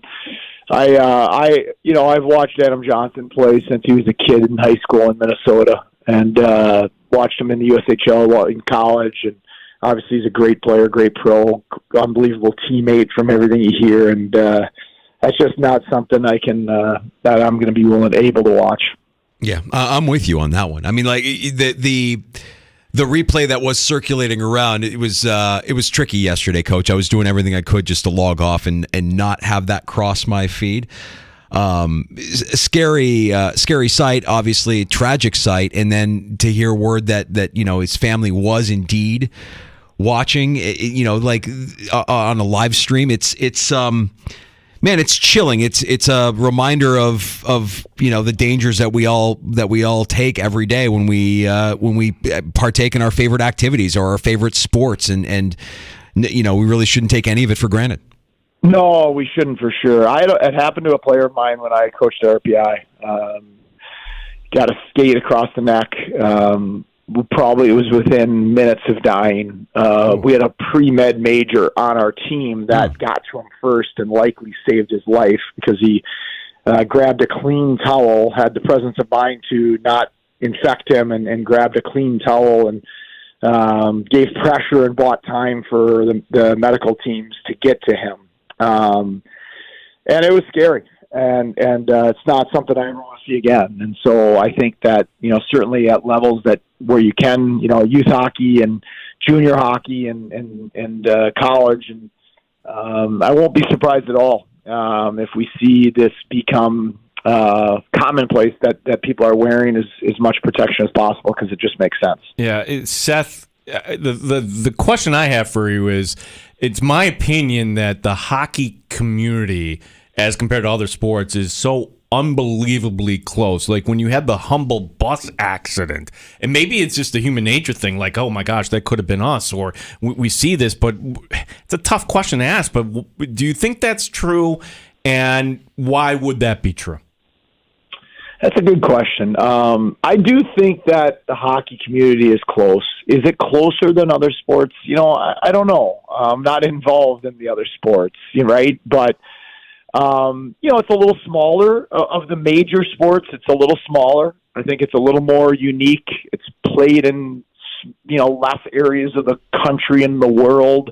I think there's there's a mentality and a spirit to hockey, a blue collarness, even though it's become a sport that's too expensive. But it is a blue collarness at heart. It's a very humble sport. Where people deflect praise and share praise with teammates more than themselves. And so I think all those things add up to where there is a real community and a spirit around hockey. And we are fortunate to play the game that we love. And like I said, it's our goal as an organization to do everything we can to put our players in the best position to be safe when they're doing so. The Amerks riding a 3-game winning streak into tomorrow night's matchup against Syracuse. You can hear the action on the Fan Rochester. You can go to Blue Cross Arena Wednesday night. Friday night, Utica coming to town. So a couple of games on deck here at Blue Cross Arena in front of the home fans. Head coach Seth Appert joining us here in the Sports Bar Halloween edition. And Coach, last week when we spoke to you, you made no bones about it. You're a full candy bar guy at the door. If you're trick-or-treating and you happen to come across the Appert household, you're getting the full candy bar. And I'm hoping you get a lot of 100 grands in the candy tax when you get that haul at the end of the night. Yeah, the 100 grands would be fun to see. That is for sure. I'd say Halloween's a great day. Excited to see some of the kids' costumes. Those are buzzing around, and these are the days. Our daughters are older now. These are the days you miss your kids being that elementary school age, because it's about as good as it gets. All right, Seth. I am championing this cause here, and this cause is this. Parents should go and look through their candy, their kids' candy tonight, and if there's any Hershey bars, throw them in the trash. Or if you feel guilty about that, then take it down to Food Link and give it to somebody who actually might need it. But no Hershey bars in your mouth, please, tonight. I agree with that. Reject the Hershey bars, grab the 100 grands, and maybe deliver a couple over the bench tomorrow at the game. We have to check to make sure that 100 grand isn't actually manufactured by Hershey. That wouldn't surprise me. I hope it isn't. Don't ruin anything for me. But why you got to bring that up? I think it's a Nestle. I want to say it's a Nestle. It's a Nestle product. I'm pretty sure we're safe. I'm sure we're safe, Coach. Seth, appreciate your time as always. Best of luck this weekend, and look forward to talking to you again next Tuesday. Thanks, guys. You got it there. Seth Appert, Rochester Americans head coach. It's a Nestle bar. That's what I just said. Yes. Do I know my stuff? Do I know my stuff? Yes, the Nestle brand. Well, you second-guessed yourself. For a second there. I hope it wasn't. Maybe that would be, we don't want to be frauds. We don't want to be contradictory. No, but that'd be kind of cool. Like, look, if your kids come home with Hershey stuff, then I'd be like, guys, we have to do this. Sorry, honey. Throw it out. Yeah. Always great catching up with Seth Appert, and this is a weird week, man. Hockey as a community is facing something that it hasn't faced ever. I mean, this has the potential to be an explosive kind of story. It really is one of those, all right, this happened. I've read a lot of, I'd appreciate any lawyer that wants to weigh in here, but if it happens on the ice like that, it's difficult to determine intent. So that's why, like, a lot of legal experts think that there will be no charges from this. It's going to be difficult, but you look at the play, that's not a hockey play. And I know you don't want to see it. Seth doesn't want to see it. I had to look at it, and I'm like, no, that is not a hockey play. That looks pretty dirty to me. All right, before we do a quick recap of all the NFL's trade deadline activity, including a new player for the Buffalo Bills at corner. Yeah. Let's do who's hot and who's cold in fantasy football, Gino. Yeah, hot in fantasy football. Well, you're going to have to like find somebody else for this week, but 17 straight games with a touchdown. Has there ever been an easier play right now than our guy there, Christian McCaffrey, out in San Francisco? Danger. He's going to win. He's going to win your league. If you were fortunate enough to be able to get him early in your first round, chances are you're doing very well for yourself in fantasy football this season. Yeah, and who's cold in fantasy football? I'm giving it to anybody on that Arizona team. Danger. I'm just picking against them, going against the Cleveland team coming in this week. Willing your survive in advance pick to happen. Well, look, until they get Kyler Murray back and everything will look better, that's a team that's clearly tanking. So who's the rookie running back we were all excited? DeMarcado, is that how you say his name? Yeah, no, he's not anything. Cold. Who's hot and who's cold in fantasy football, brought to you by AirQuip Heating and Air Conditioning. It's fun and challenging to know when to start a player that's heating up or bench one who's cooling off. It's not fun to be too hot or too cold in your home or business. Make the best lineup call you can and call AirQuip today. All right, we have an NFL trade deadline to recap, and we'll do that next in the Sports Bar. Danger and Battaglia, the Fan, Rochester. The Chase Ink Business Premier Card is made for people who make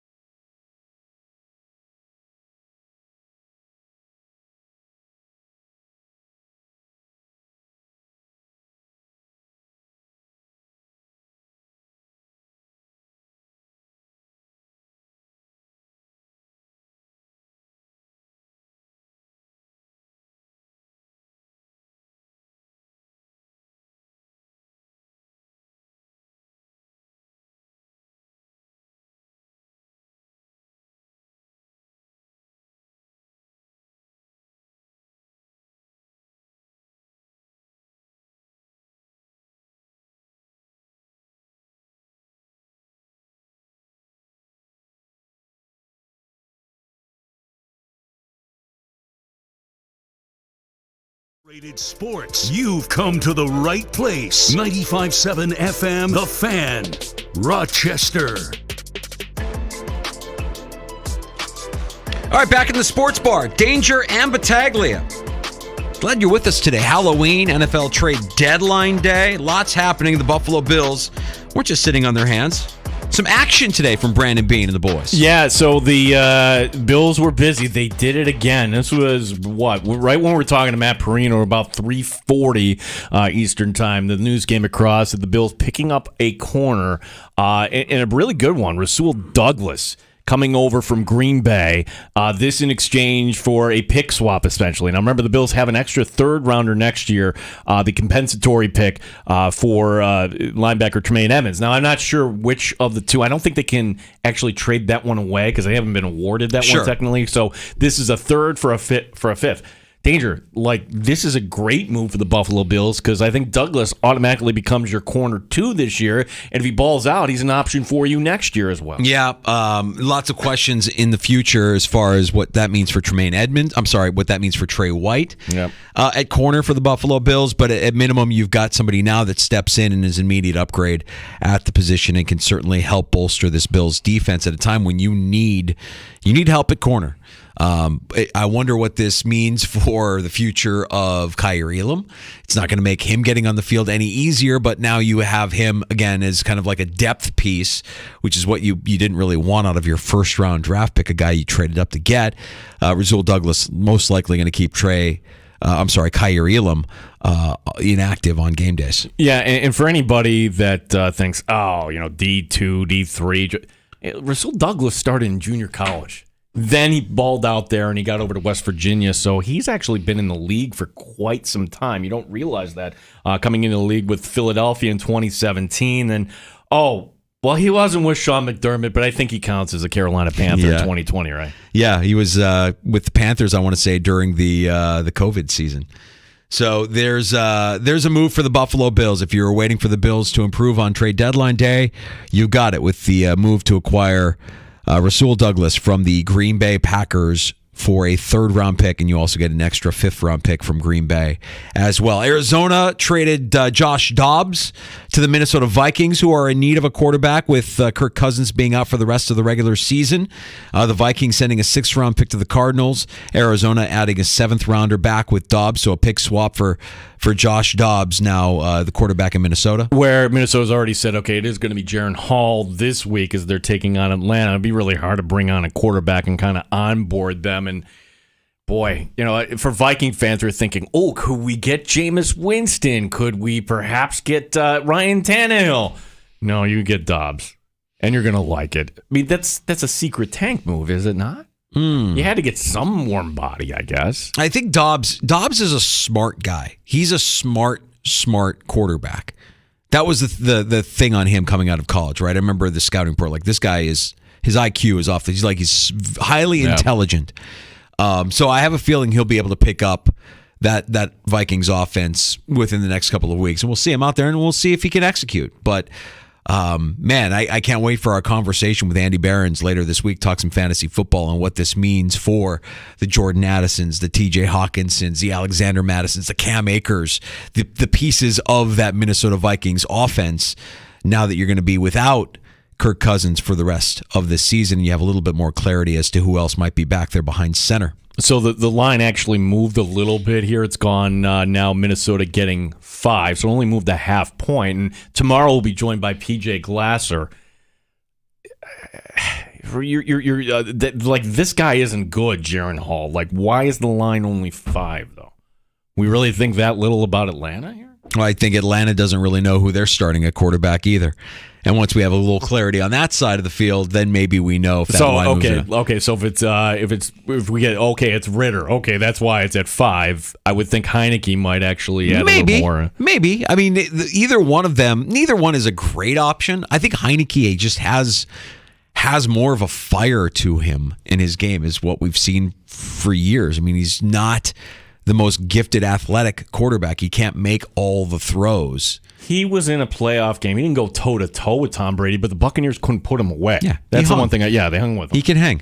Speaking of the Cardinals, by the way, with Dobbs being shipped to Minnesota, it'll be Clayton Tune likely getting the start this Sunday against the Browns. This is Gene's survive and advance pick for Week 9. It is. I woke up this morning and I thought, all right, I'm going to have to defer, but all the reports out of Arizona now that Dobbs is out, is it's going to be Clayton Tune. And the story that came across yesterday, it should have been the tell that they were trading Dobbs, right? Like, we're going to go with Clayton Tune. Like, really?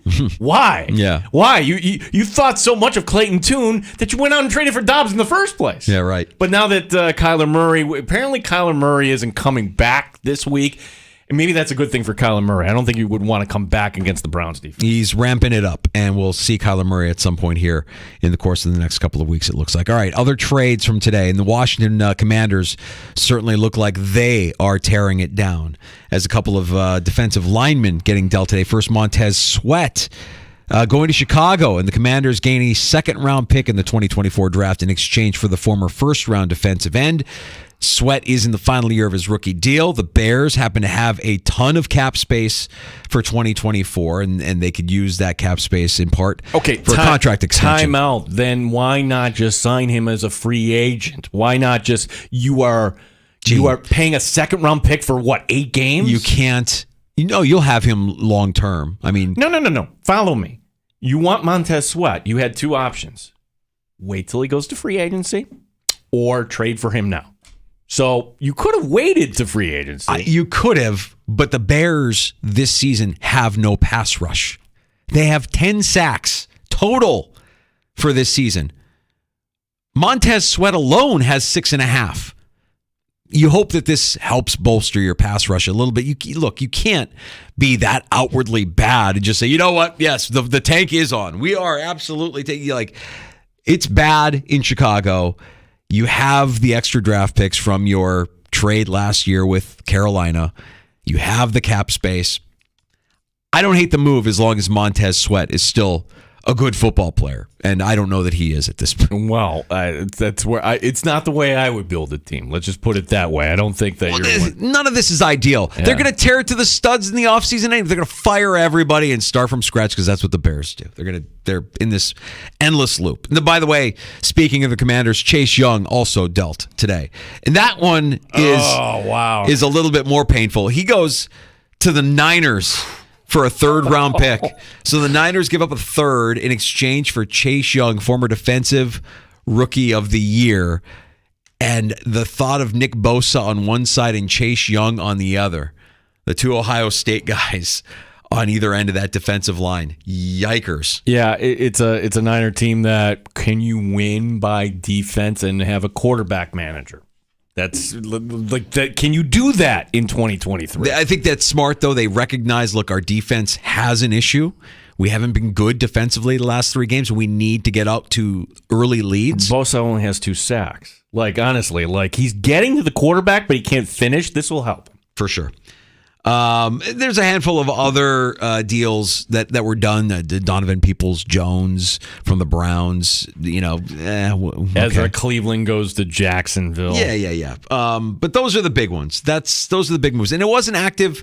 I think that I saw a stat that said this was the most active NFL trade deadline day since 2009, maybe. Well, when we first started doing the show, it was always a nothing, right? Hey, and then you get to 4 o'clock, and everybody, that was the old GM mentality. The team we bring to camp is the team we're going to, no, it's fluid. You've got to always be managing the cap, and you have to recognize when to cut your losses.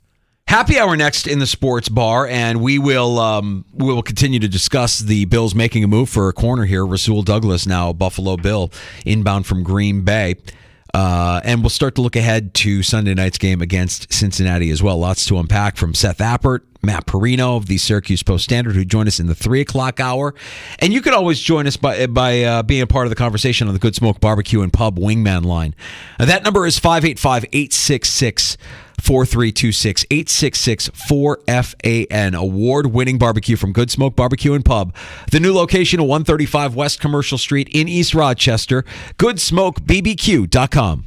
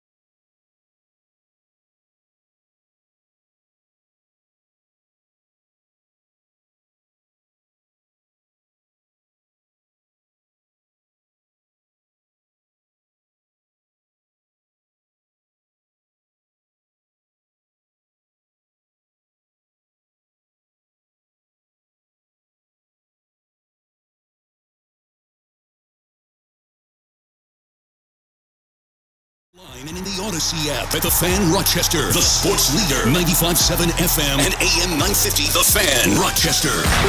Always live on the free Odyssey app. The Fan Rochester Sports Update. Buffalo Bills make a deal at the deadline. Corner Rasul Douglas coming over from the Green Bay Packers. He was the 10th ranked corner this season, according to Pro Football Focus. This for a pick swap. Buffalo giving up a third-round pick next year. They're getting back a fifth from the Packers. The Bills did make official today the signing of Leonard Fournette to the practice squad, releasing Kendall Vickers. Busy day in the NFL. The Commanders sending out not one but two defensive linemen. Chase Young going to the 49ers for a third-round pick.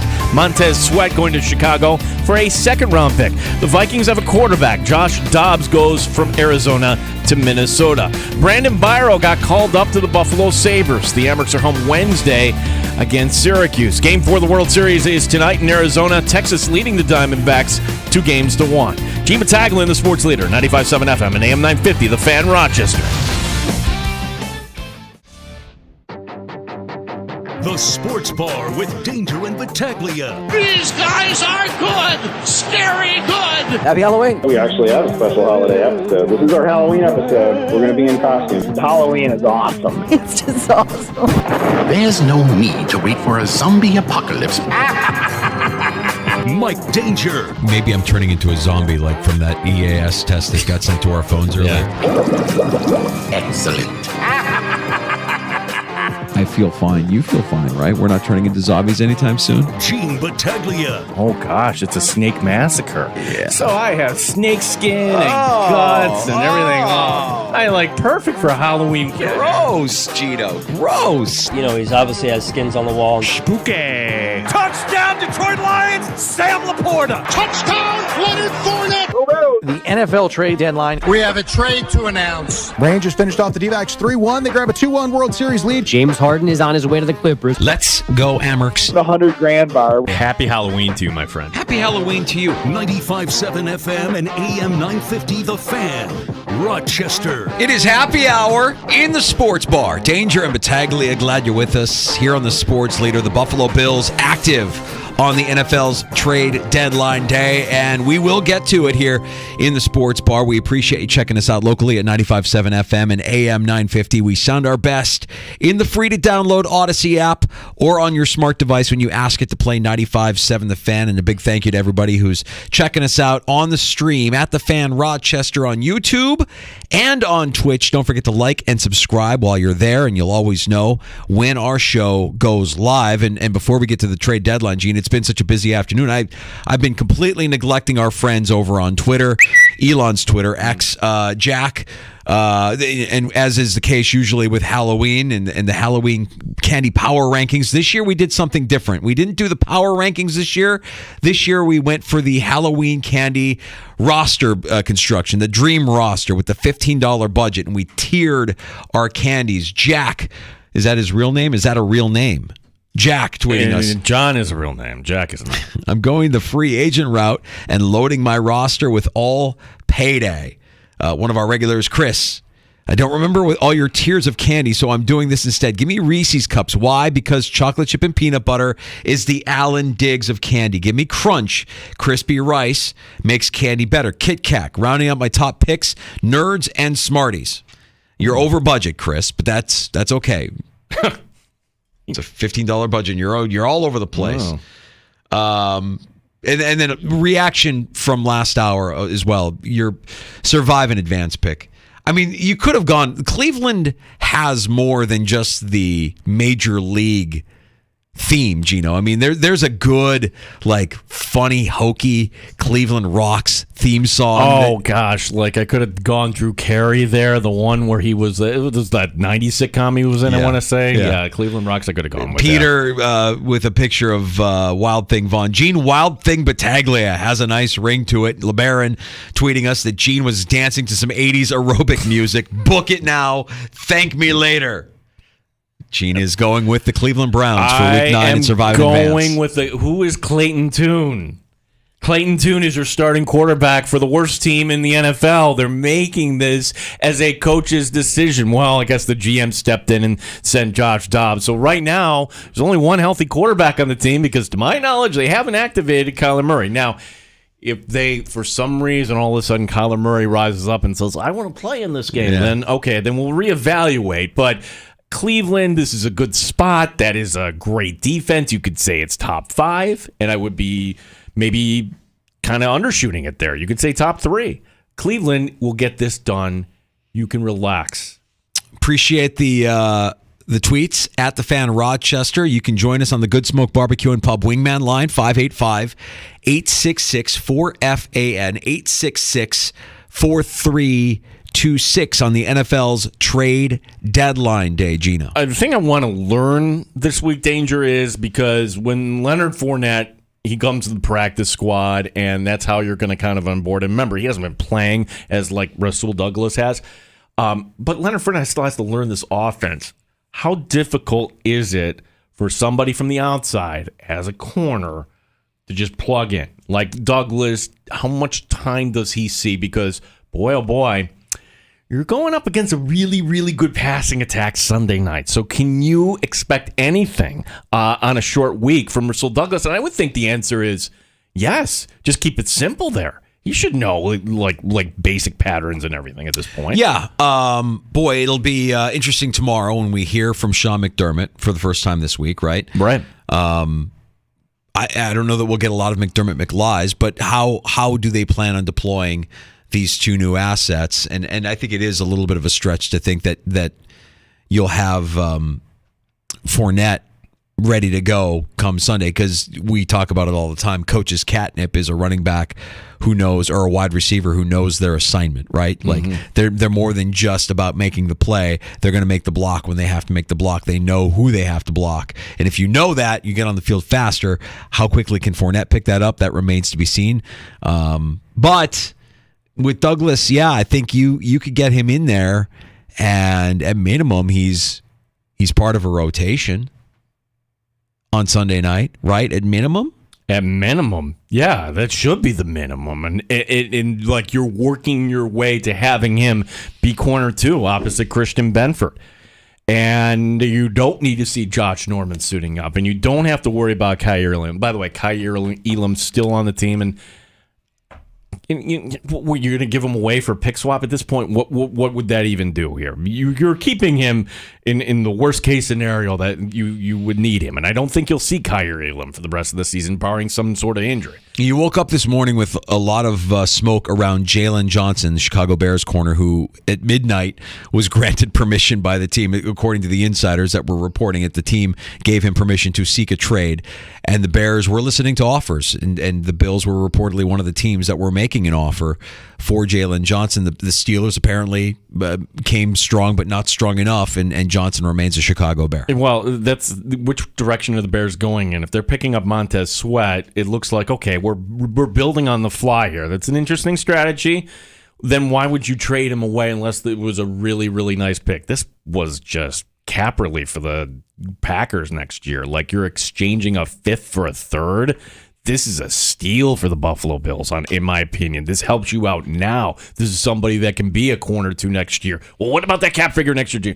Okay, then you sit down and you all know how this will work. Then you convert some of the base to bonus, and voila, he's on your roster next year. Or you decide this guy ain't it, we'll try something else. And you just exchange 2 rounds in the draft for that. I don't see much downside with this move. Also, Danger, we were going in yesterday, like Leonard Fournette. Okay, I like that. And that, by the way, became official today. He's on the practice squad, which means the Bills can elevate him 3 times before they have to make a decision. They'll be on the 53, which I would expect at some point he will be on the 53. And my take yesterday was, and I think it was an obvious take, was he's a clear upgrade over Latavius Murray. He is a running back 2. Some may say running back 1. I say no. Cook is a running back 1, but that was an upgrade. And would the Buffalo Bills find a way to upgrade their roster? And Brandon Beane did it today. This move this year only cost you $1 million under the cap. He figured out a way. Now, Rasul, as you pointed out, That last game against the Buffalo Bills with Green Bay going last Sunday night, which almost a year to the day. I was October 30th last year, jawing with Josh Allen, giving Steph Diggs a little shove. Yeah, I mean, maybe you got to kind of... Diggs was chirping with both Jair Alexander and Rasul Douglas that game. I mean, that was... There was a lot of back and forth between the secondary of the Packers and the wide receivers of the Buffalo Bills. Gino, thinking back to past draft deadline days, there was a year, and help me jog my memory here. The Browns did something where they had a trade in place. That was the A.J. McCarron deal. That was it. I know exactly where we're going. They had a deal where they were picking him up for Cincinnati, and this was the day and age of faxes, that the fax didn't get over in time. Why are you bringing this up? Something similar happened today to the New York Giants. Oh, my God. They had a trade agreed to with the 49ers for Adoree Jackson, and they failed to report it to the league in time. Now, nobody's using fax machines anymore. I don't know what the reporting rules are or what the, how you get the deal done or sign on the line, which is dotted. But according to NFL insiders, that there was a deal done for the Giants, and this is from Giants insider Wesley Steinberg. Yeah, we were all laughing at the Browns. Do you remember that? They couldn't figure it out. Some Browns fans would know the details better than I can recall on that. But the Giants did make a move today, Danger. They signed Matt Barkley to the practice squad. Hey, there you go. And Tommy DeVito got elevated. Are you kidding me? Tommy DeVito is now on the 53. You just never know when you need a quarterback who can't throw the ball downfield. You just never know. Well, I nominate you, Danger. Any of us. Yeah. So there you go. Your NFL trade deadline passed at 4 o'clock. The Bills, as we've mentioned, active in getting Rasul Douglas from the Green Bay Packers, giving up a 3rd-round pick for Douglas and a 5th-round pick in 2024. But that wasn't all that went down. The Washington Commanders trading not 1, but 2 defensive ends today, clearing the decks with both Montez Sweat and Chase Young headed to new teams. That's interesting because, well, who's the owner of Washington? It's Josh Harris now, and I don't know if the old owner would have done something like that, but I do know this, and this actually comes from the NBA, and we try not to bog you down with NBA talk here, but Harden got dealt last night. Yay. Hooray. He's in L.A. How did the deal get done? It wasn't Morey, the GM. It was actually the rare owner-to-owner deal, if you can believe that. It was Steve Ballmer of the Clippers and Harris of the Sixers. All right, it tells me that he's pretty involved there if he's not saying, no, and my GM runs the team. I think there are many, many owners that would say, I'm not getting involved. This is what I hire a GM for. Harris isn't one of them. So am I allowed to wonder if Harris was sitting in his box there in Washington looking at, why am I paying for all this money on this pass rush when we're not getting to the quarterback? Yeah, and I wonder also, there's been plenty of vocal Washington Commander players this season that are frustrated, fed up, just don't want to be there anymore. And I wonder if both Sweat and Young fit into that category. Ron Rivera feels like a lame duck head coach at this point, right? Like next year it's over. He's not making the postseason. Yeah. They're going to move on. They'll get their own guy, and they'll start from scratch and build it the way they want to build it. But you have to commend Rivera for taking the job that really nobody wanted, making the most of it, and actually putting out a team that is competitive. They didn't lay down. They weren't one of the worst teams in the league during Rivera's tenure there. Hell, they even made it to the playoffs one year. They were a division winner. Yeah. Isn't that weird to think? Yeah. That Tom Brady had to go to Washington and win that game? Right. So, but, as is the case with a lot of head coaches, sometimes the messaging gets stale. There are other circumstances in play. And now, 2 former first-round picks for the Washington Commanders have new homes. Montez Sweat going to the Bears, and the Niners getting Chase Young. Whew. Well, the Niners recognizing our defense needs help. What do we need? We need a better pass rush. You've got Bosa on one side and Chase Young on the other. What's your excuse? You have no excuse. Steve Wilkes, you have no excuse. Yeah. Boy, if you watch that Jets-Giants game, a lot of conclusions, right? One of them is, boy, that Jets offensive line's really bad. But they may have solved it today, Danger. Tell me. They have brought in former Buffalo Bill Roger Saffold. Okay. Sorry. I just had to... Yeah, look, I mean, last year at this time, nobody was really talking about the how Roger Saffold wasn't very good. It was at the end of the season, we're like, oh, Saffold, man, he was terrible. Like it's so hard to determine who's good and who's not on the offense, or who's playing well and who's not, other than just looking at the eye test, right? You can see when your offensive line is mauling people, and it looks a certain way. And it didn't look that way with Roger Saffold for a good part of last year. No, I mean, like for the Jets, what are they doing wasting time with Mekhi Becton? Like, that's where I'm like, either he's hurt or he's not very good or he's somewhere in between. But that's one of those. Becton is such an interesting case, right? Because he's just a mountain of a human being. And if he has it, if he has the game, he could be the best in the league given his size. I just don't think he has it, man. Like, Thibodeau made him look foolish on Sunday. The Giants got to him easily around Becton. So I don't know, man. That'll be a good one when we the next time we're a couple of weeks away from Jets Week, when we get our boy Leberfeld on with us. Wow. Can you believe that? Where's the time going here? That'll be today it's Halloween here, so more candy takes here. Chris writing in, I'll gladly pay a luxury tax for my Halloween candy lineup. Are we allowed to pay luxury taxes, Danger? No. It's a hard cap. It is a hard cap. It's a $15 cap. And if you didn't hear it, we put him into tiers, Chris. Chris talks a big game. He believes he's our greatest sports bar listener of all time. Well, you're not hanging on our every word, Chris? You didn't catch all of the candy tiers? The $10 tier versus the $5 tier versus the $3 tier and the $1 tier? For the record, I've got $100,000 Nerds, Twizzlers, and Smarties on my Halloween candy dream roster with the $15 budget. Gino worked in some Werthers. Got some value. What else? Oh, I worked in both the chocolate ones. I've got I went the $5. Went the $5 Three Musketeers, $5 Milky Way. Yeah, I went $3 Heath Bar, and then $1 on the Werthers, and then I made up my own rule. Hey, if you didn't mention it, then I'm buying it for $1, and that would be the Butterfinger. Commissioner Tim. Three Musketeers and Milky Way are the same thing, with or without caramel. That's like drafting two quarterbacks with the same bye week. Gene has to be better than that.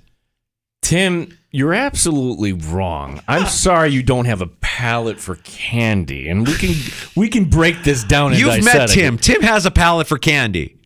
No, he does not. That's his take. He's just saying that to get me riled up. I'm not taking the bait. They are the same. One has caramel, one does not.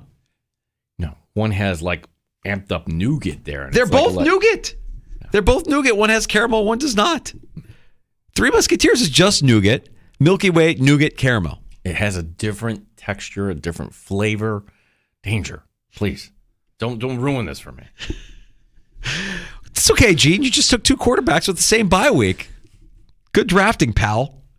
Hope you like your value there in the $5 tier. You could have taken Junior Mints, completely thrown everything askew if you would have taken Junior Mints. Junior Mint's a nice pick there in the $5 tier. $5 category. When do you ever have a Junior Mint? It's like you go to the movies and they're just kind of staring at you in the box. Love me a Junior Mint. Junior Mints are fantastic. Love me some Junior Mints. And the Heath Bar in the $3 tier feels like a steal as well. You could have taken that. You did take that. Yeah. You doubled up on the butterscotch with the Heath Bar in the $3 tier and the addition of the Butterfinger in the $1 tier. I'm not a big Butterfinger guy. I do like the Heath Bar. That's where I draw the line with the toffee. Don't forget the candy tax tonight. The kids come home with the haul. Go ahead and divvy that up. Take 30% for yourself. Explain. After hours. They don't need to know. Explain. No, I think you have to have that conversation. This is how life works, children. About taxes. Your hard work. And I'm here to take 30 to 40% of what you've done. Let me just take that, and here's what you're left with. Enjoy your night. Thank you very much. Your neighborhood is much more busier than mine. Do you ever run out of candy? It's my wife's biggest fear tonight is that we will run out of candy. All weekend, the anxiety. We need more candy. I'm like, we bought 2 giant bags from BJ's, but we need more. We're going to run out. I'm worried we're going to run out. We need more. We need more. And she goes to BJ's and she's like, the line is out the door. People are out. I'm like, yeah, we have enough. I think we're okay. Am I worried that we're going to run out? I'm hoping we run out because last year we had too much left over. And what did I say? I'm returning this. I want to return this bag of Halloween candy. Well, you should bring it into the sports bar. Number one, if that happens again. I know you're kind of on this, for you, you're getting healthier. I myself am not. Right? I'm not ashamed to admit that. Secondly, you don't want to be the person that has to turn the light off. Oh, no. You know what my plan is? The garage door stays open. We've got the screened-in garage. Oh, you're going to do a little fire pit tonight? I'm not doing the fire pit in the front yard, although that's very popular in my neighborhood. We're going to be showing A Nightmare Before Christmas inside the garage. Oh. So you'll be hearing the Nightmare Before Christmas coming out of the garage as the kids are trick-or-treating through the neighborhood. And then once the excitement has died down and the kids have kind of gone, it's a school night. I'm saying 8, maybe 8:30 at the latest, calling it, and then we flip it over to the World Series. Yeah, I think probably, right, school night tonight. It's not like your typical Friday or Saturday, like, hey, let's hit another neighborhood. Mm-mm. Man, when you go out as a kid, that was always like, okay, let's hit one more. More. I grew up in northern Minnesota, and I've been reminded because my friends that are still there have been all weekend sharing photos of the snow that they got before Halloween. Don't bring that up. I saw snow in Buffalo today. Gino, as a kid, I don't know if you're like me, as a kid, first of all, the costumes that we had, you remember the Kmart and the Target costumes that were all plastic vinyl, like they, the masks were held together with a rubber band, and they're stuck up against your face, and you're wearing it, and you can't breathe, and all the condensation is inside. It gets all soupy inside the mask and gross. And then if you're like me, my mom dressing me up, I look like Ralphie from A Christmas Story because I'm wearing my snowsuit underneath the plastic vinyl costume, which isn't even a costume. It's just this garbage bag that has a picture of what I'm supposed to be dressed up as. It's not a Spider-Man costume. It's a picture of Spider-Man on the costume. And by the end of the night, the thing is in shreds. Yeah. It's just shredded and tattered and torn all over the place because it doesn't fit. It's ill-fitting over the snowsuit that you're wearing because it's 25 degrees and snowing in northern Minnesota.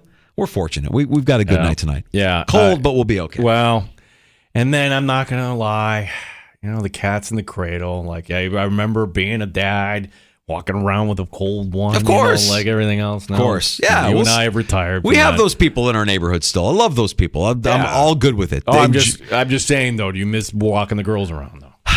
Yes, you do. Yeah. Well, maybe someday with grandkids we'll see. God damn. Give me one of those Werther's originals, Gene. Give me one of those Werther's. I'm going to get on the rocking chair next. No, I'm the grandfather. And if you're new to the show, we had only been on the air for a couple months, and I, for some reason, decided to share with the world that I like Werther's original, not realizing that there's a connotation to, the creepy old commercials there. I don't know that he's creepy. He's just a grandpa. He's just an old guy giving out candy to kids. What's the problem? It's no problem. Well, by today's standard, that would not be on the air. What, you can't hand out candy to kids anymore, but we're okay with it every Halloween? So the old grandpa in his rocking chair that wants to chat up No, that's not good anymore. I would think they would some marketing team from Werther's would have had a rebrand. How do we get younger people to eat our candy? Nope, it's hopeless. It's only it's only 60 and up there, grandpas. Okay.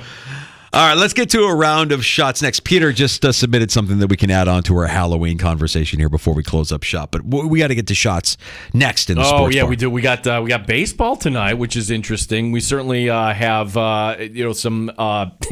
This was a big topic this morning. Dabo Swinney. Dabo Swinney, making a mistake of taking on a caller. Don't ever He's the worst, right? They live in their little fiefdom. And even the media was having a joke about it today. Like, hey, who'd you dress up as? I dressed up as Tyler from Spartanburg. you lord over the small town. You're not in a big market. Almost to a certain extent, like, I don't know, some basketball coach in some place he was forever right down the road. I digress. Okay. I digress. All right. Yeah, like the same sort of behavior. Also, finally, Danger, when you retire from sports, what should you get? I love Adam Wainwright, what he did here. All right, we'll get to a round of shots next in the sports bar. And last call is coming up as well. You can join us at 866-4326, 585-866-4FAN here on the Sports Leader, 95.7 FM and AM 950, The Fan, Rochester. Odyssey has sports for every fan.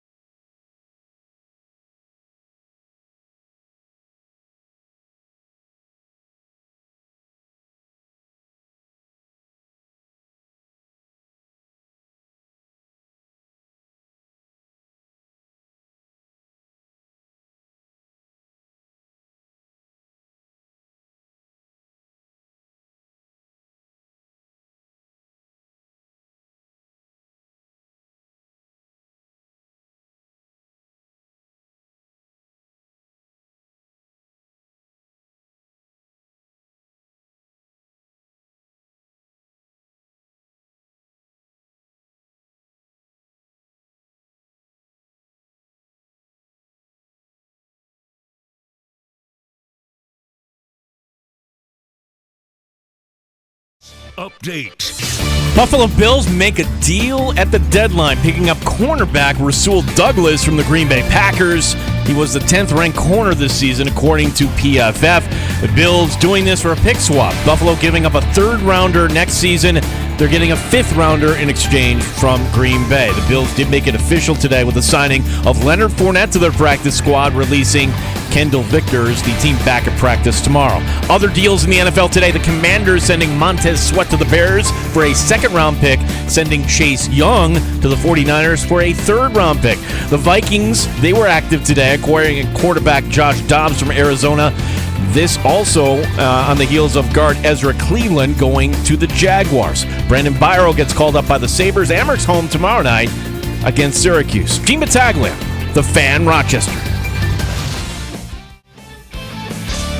Rochester's home for live sports and the best sports talk anywhere. The Sports Leader, 95.7 FM and AM 950. The Fan, Rochester. There's a lot to his game to like. Very, very talented kid, player. Skilled, evasive, intelligent, slippery as, goes hand in hand with evasive.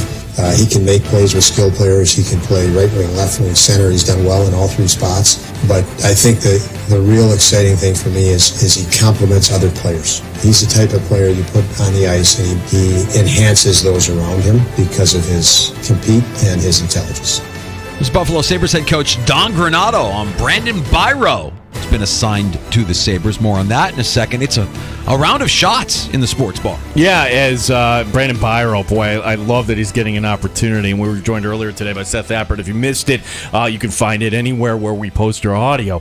The idea that Brandon Byro couldn't be with the playoff-bound Amherst last year, and here he's getting a shot with the Sabres. They're in action tomorrow night at Philadelphia. That game tomorrow night, by the way, on TNT, so national television for the Sabres. Tonight, we get the World Series. And unlike the NBA, for example, one thing you got to like about baseball, Danger, they don't spread this out. Another day, another game. Unless they're traveling, let's go. Let's play this.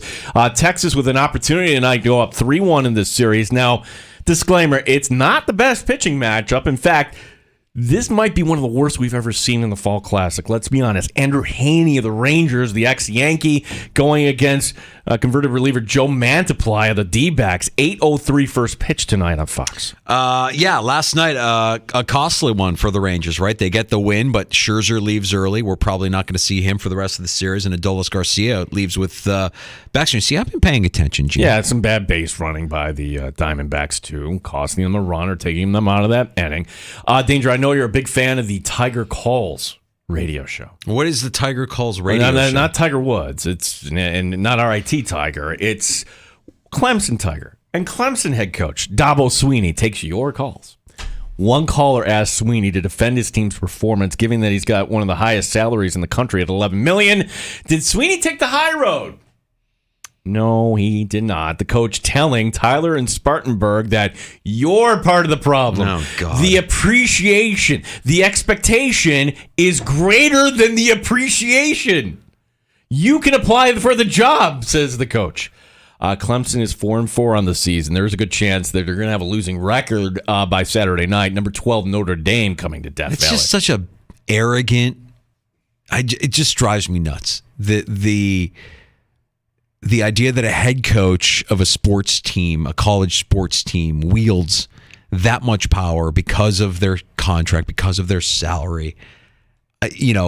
You were saying it before the break. It reeks of Jim Boeheim, right? Like, I don't know that Boeheim would even go this low, though. This is low. Boeheim would do it to a student reporter, but I don't know that he would do it to a fan. Boeheim, student reporter asking anything that would come off as questioning the coach's authority. That's a problem, but it's not insulting a fan.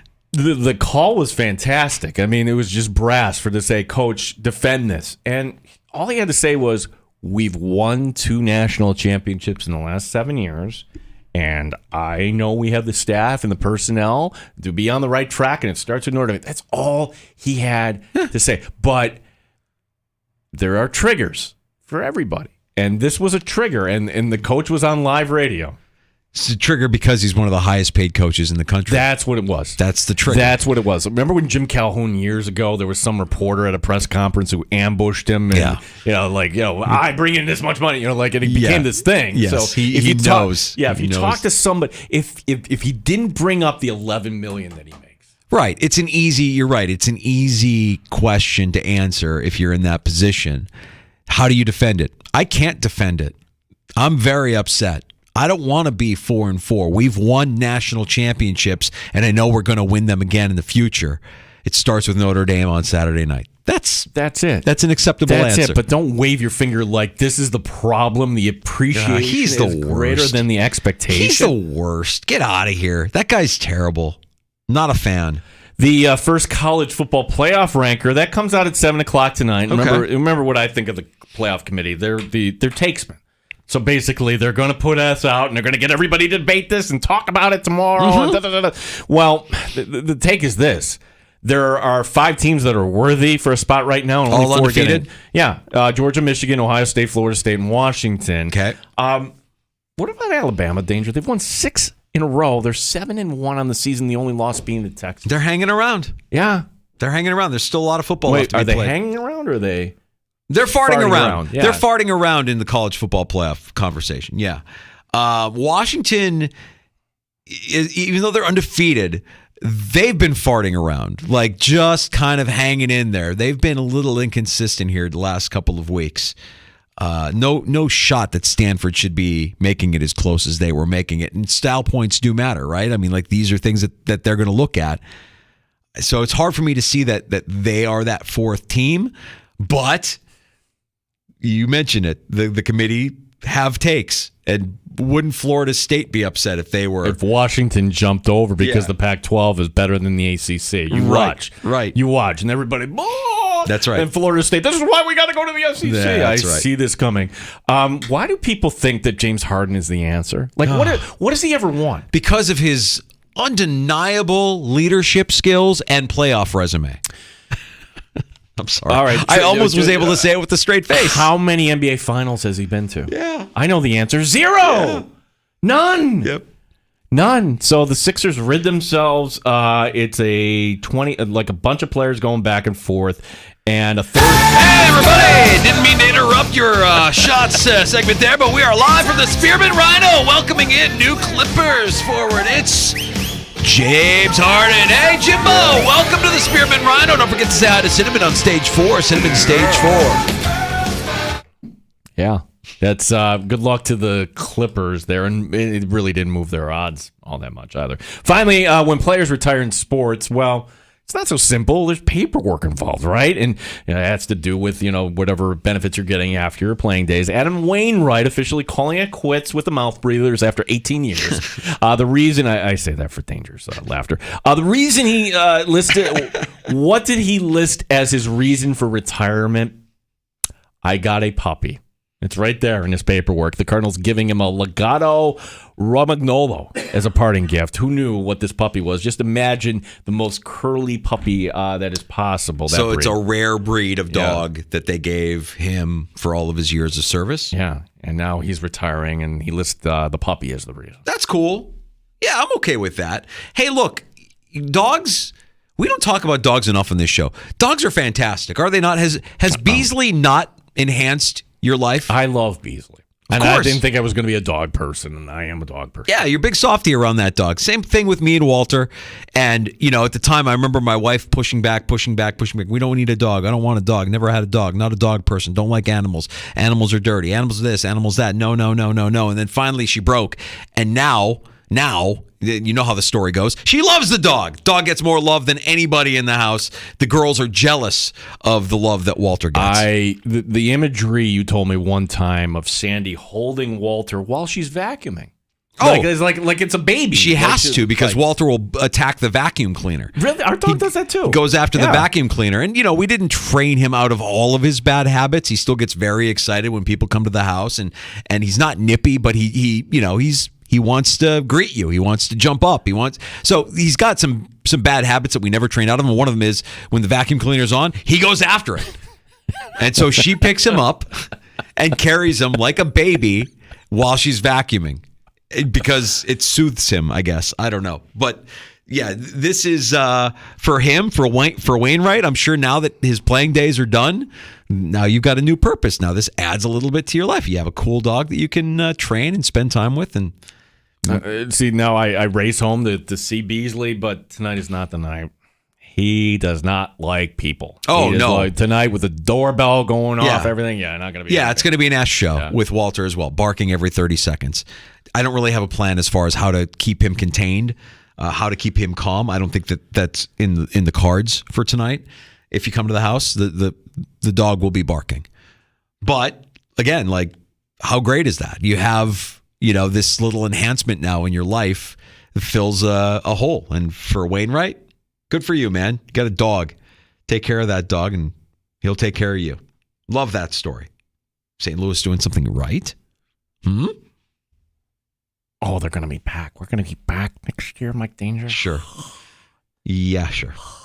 All right. So Peter putting this out there, it was how kids judge the Halloween candy that you give out. And it's got it's an infographic here. Your trusty candy would be your Baby Ruths, your 100-gram bars, your Skittles. The legendary category includes the Reese's Cups, the full-size candy bar. Cheapy McCheap face. Your Smarties, Tootsie Rolls, Dum Dums. The old timer, Gino. Let's look at the old timer. What are you handing out? Are you handing out your Bit of Honey, your Werther's Originals? But this is all like they call them worthless. Bit o' Granny. I love the Cheapy McCheeface. Instead of Smarties, they're Chalkies. Yeah. The Spaz. I don't know that I've ever gotten a battery for Halloween going trick-or-treating, or loose change, or a fortune cookie. I think I got money once. Yeah, I think change got. Or the party pooper. That's the person that hands out the toothbrush, the floss, the banana, the raisins, the healthy treat. I had a dentist in my neighborhood growing up. The McDonald house. We always went to the McDonald house, and they always gave us toothbrushes every year for Halloween. Oh, come on. Dentist. Don't forget to brush your teeth, kids. How about some candy? I'll take that. Can I get toothbrush? Fair enough. Thanks for that, Peter. Appreciate that. Happy Halloween to you and yours. Happy Halloween to everybody. And we come back next with Last Call in the Sports Bar. You can join us at 866-4FAN, 585-866-4326. The Bills trading today before the deadline at 4 o'clock. Rasul Douglas inbound from Green Bay, along with a 5th-round pick. The Bills giving up a 3rd-round pick. More on that and more of the other trades being made before the deadline today at 4 o'clock on the way next in the Sports Bar as we close up shop and tee you up for tomorrow afternoon here on the Fan. Rochester, score early this NFL season with FanDuel, America's #1 sportsbook. Mike Danger for FanDuel Sportsbook, official partner of 95.7 The Fan. Right now, if you're a new customer, get $150 in bonus bets with any winning $5 money line bet. That's $150 if your team wins. If you've been thinking about joining FanDuel, there's no better time to get in on the action. The app is super easy to use. There's a wide range of betting options, everything from spreads to player props, over-unders, and more. So visit FanDuel.com/Mike. Put a little wind in my sails. FanDuel.com/MIKE to kick off the NFL season. FanDuel, official partner of the NFL. 21 plus and physically present in New York. First online real money wager only. $5 pregame money line wager required. $10 first deposit required. Bonus issued as non-withdrawable bonus bets that expire 7 days after receipt. See terms at sportsbook.fanduel.com. For help with a gambling problem, call 1-877-8-HOPE-NY or text HOPE-NY 467-369. Odyssey has sports for every fan. Keep up with your favorite teams from across the country.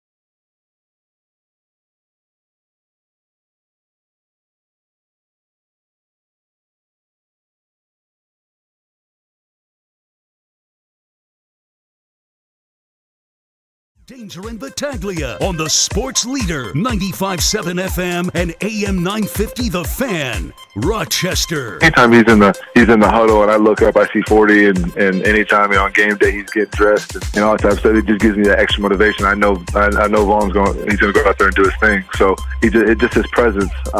He has a calming presence. He makes you want to play harder. And, that's one of our leaders on our team. As Buffalo Bills safety Micah Hyde talking about the presence of Von Miller. That's all off-field presence and in the huddle presence, but we haven't yet really seen Von Miller live up to, well, the Von Miller of old. Yeah, and we really haven't even dived into the Bills-Bengals discussion, which we will do a lot tomorrow here on the show, and certainly we'll have comments from Sean McDermott and Brandon Beane and other players in the locker room, but I'm trying to imagine what would the things be necessary in order to pull this off on Sunday night. It's not the tallest task in the world. This is a Bills team, for crying out loud, that has been to the playoffs how many years in a row?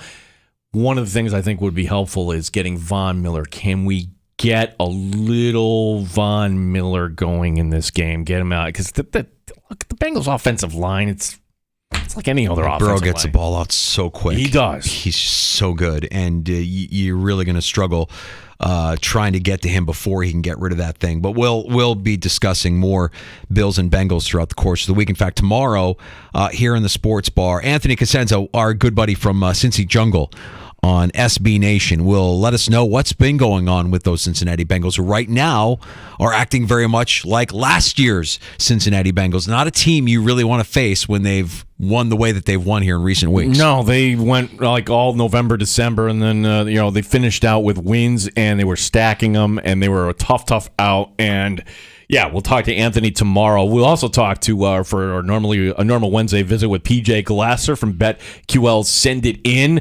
Get some insight here as we take a look at some of these lines, both in the NFL and in the college ranks. Yeah, Odyssey Sports betting insider PJ Glasser and Insider Calls presented by BetMGM. Go check out all of the latest lines today on the BetMGM app. PJ will join us as he does every Wednesday afternoon at 3:25. All right, if you missed Amerks head coach Seth Appert from last hour, if you missed Matt Perino from the Syracuse Post-Standard, who joined us in the 3 o'clock hour as news was breaking that the Buffalo Bills have traded for Rasul Douglas, you can get both of those conversations wherever you get your shows. You can find the Sports Bar in the Odyssey app, of course, and Apple Podcasts, Spotify, Stitcher. Just search out the Sports Bar. All of our guest appearances and shows are listed for you there. You can listen in podcast form or with Rewind in the Odyssey app. Go back and listen to any part of the show you may have missed for the next 72 hours. Also appreciate you checking out the stream. The live video stream will be up, and you can check that show out at YouTube, on Twitch, at The Fan Rochester. Table is set for tomorrow. It'll be PJ Glasser at 3:25, Anthony Cosenza at 4:25. Have a happy and safe Halloween. Yeah, drive safe tonight, and it's always fun. Who's coming up at 6? We don't know. I'm saying Winkler. I'm going to go with Wink. I like Winkler. He was on last night. We're big Bart Winkler guys here in the Sports Bar, so let's keep our fingers crossed that it's Winkler coming up next here on The Fan Rochester. Appreciate you listening to the Sports Bar with Danger and Battaglia. We'll talk to you again tomorrow afternoon starting at 3. It's that time again.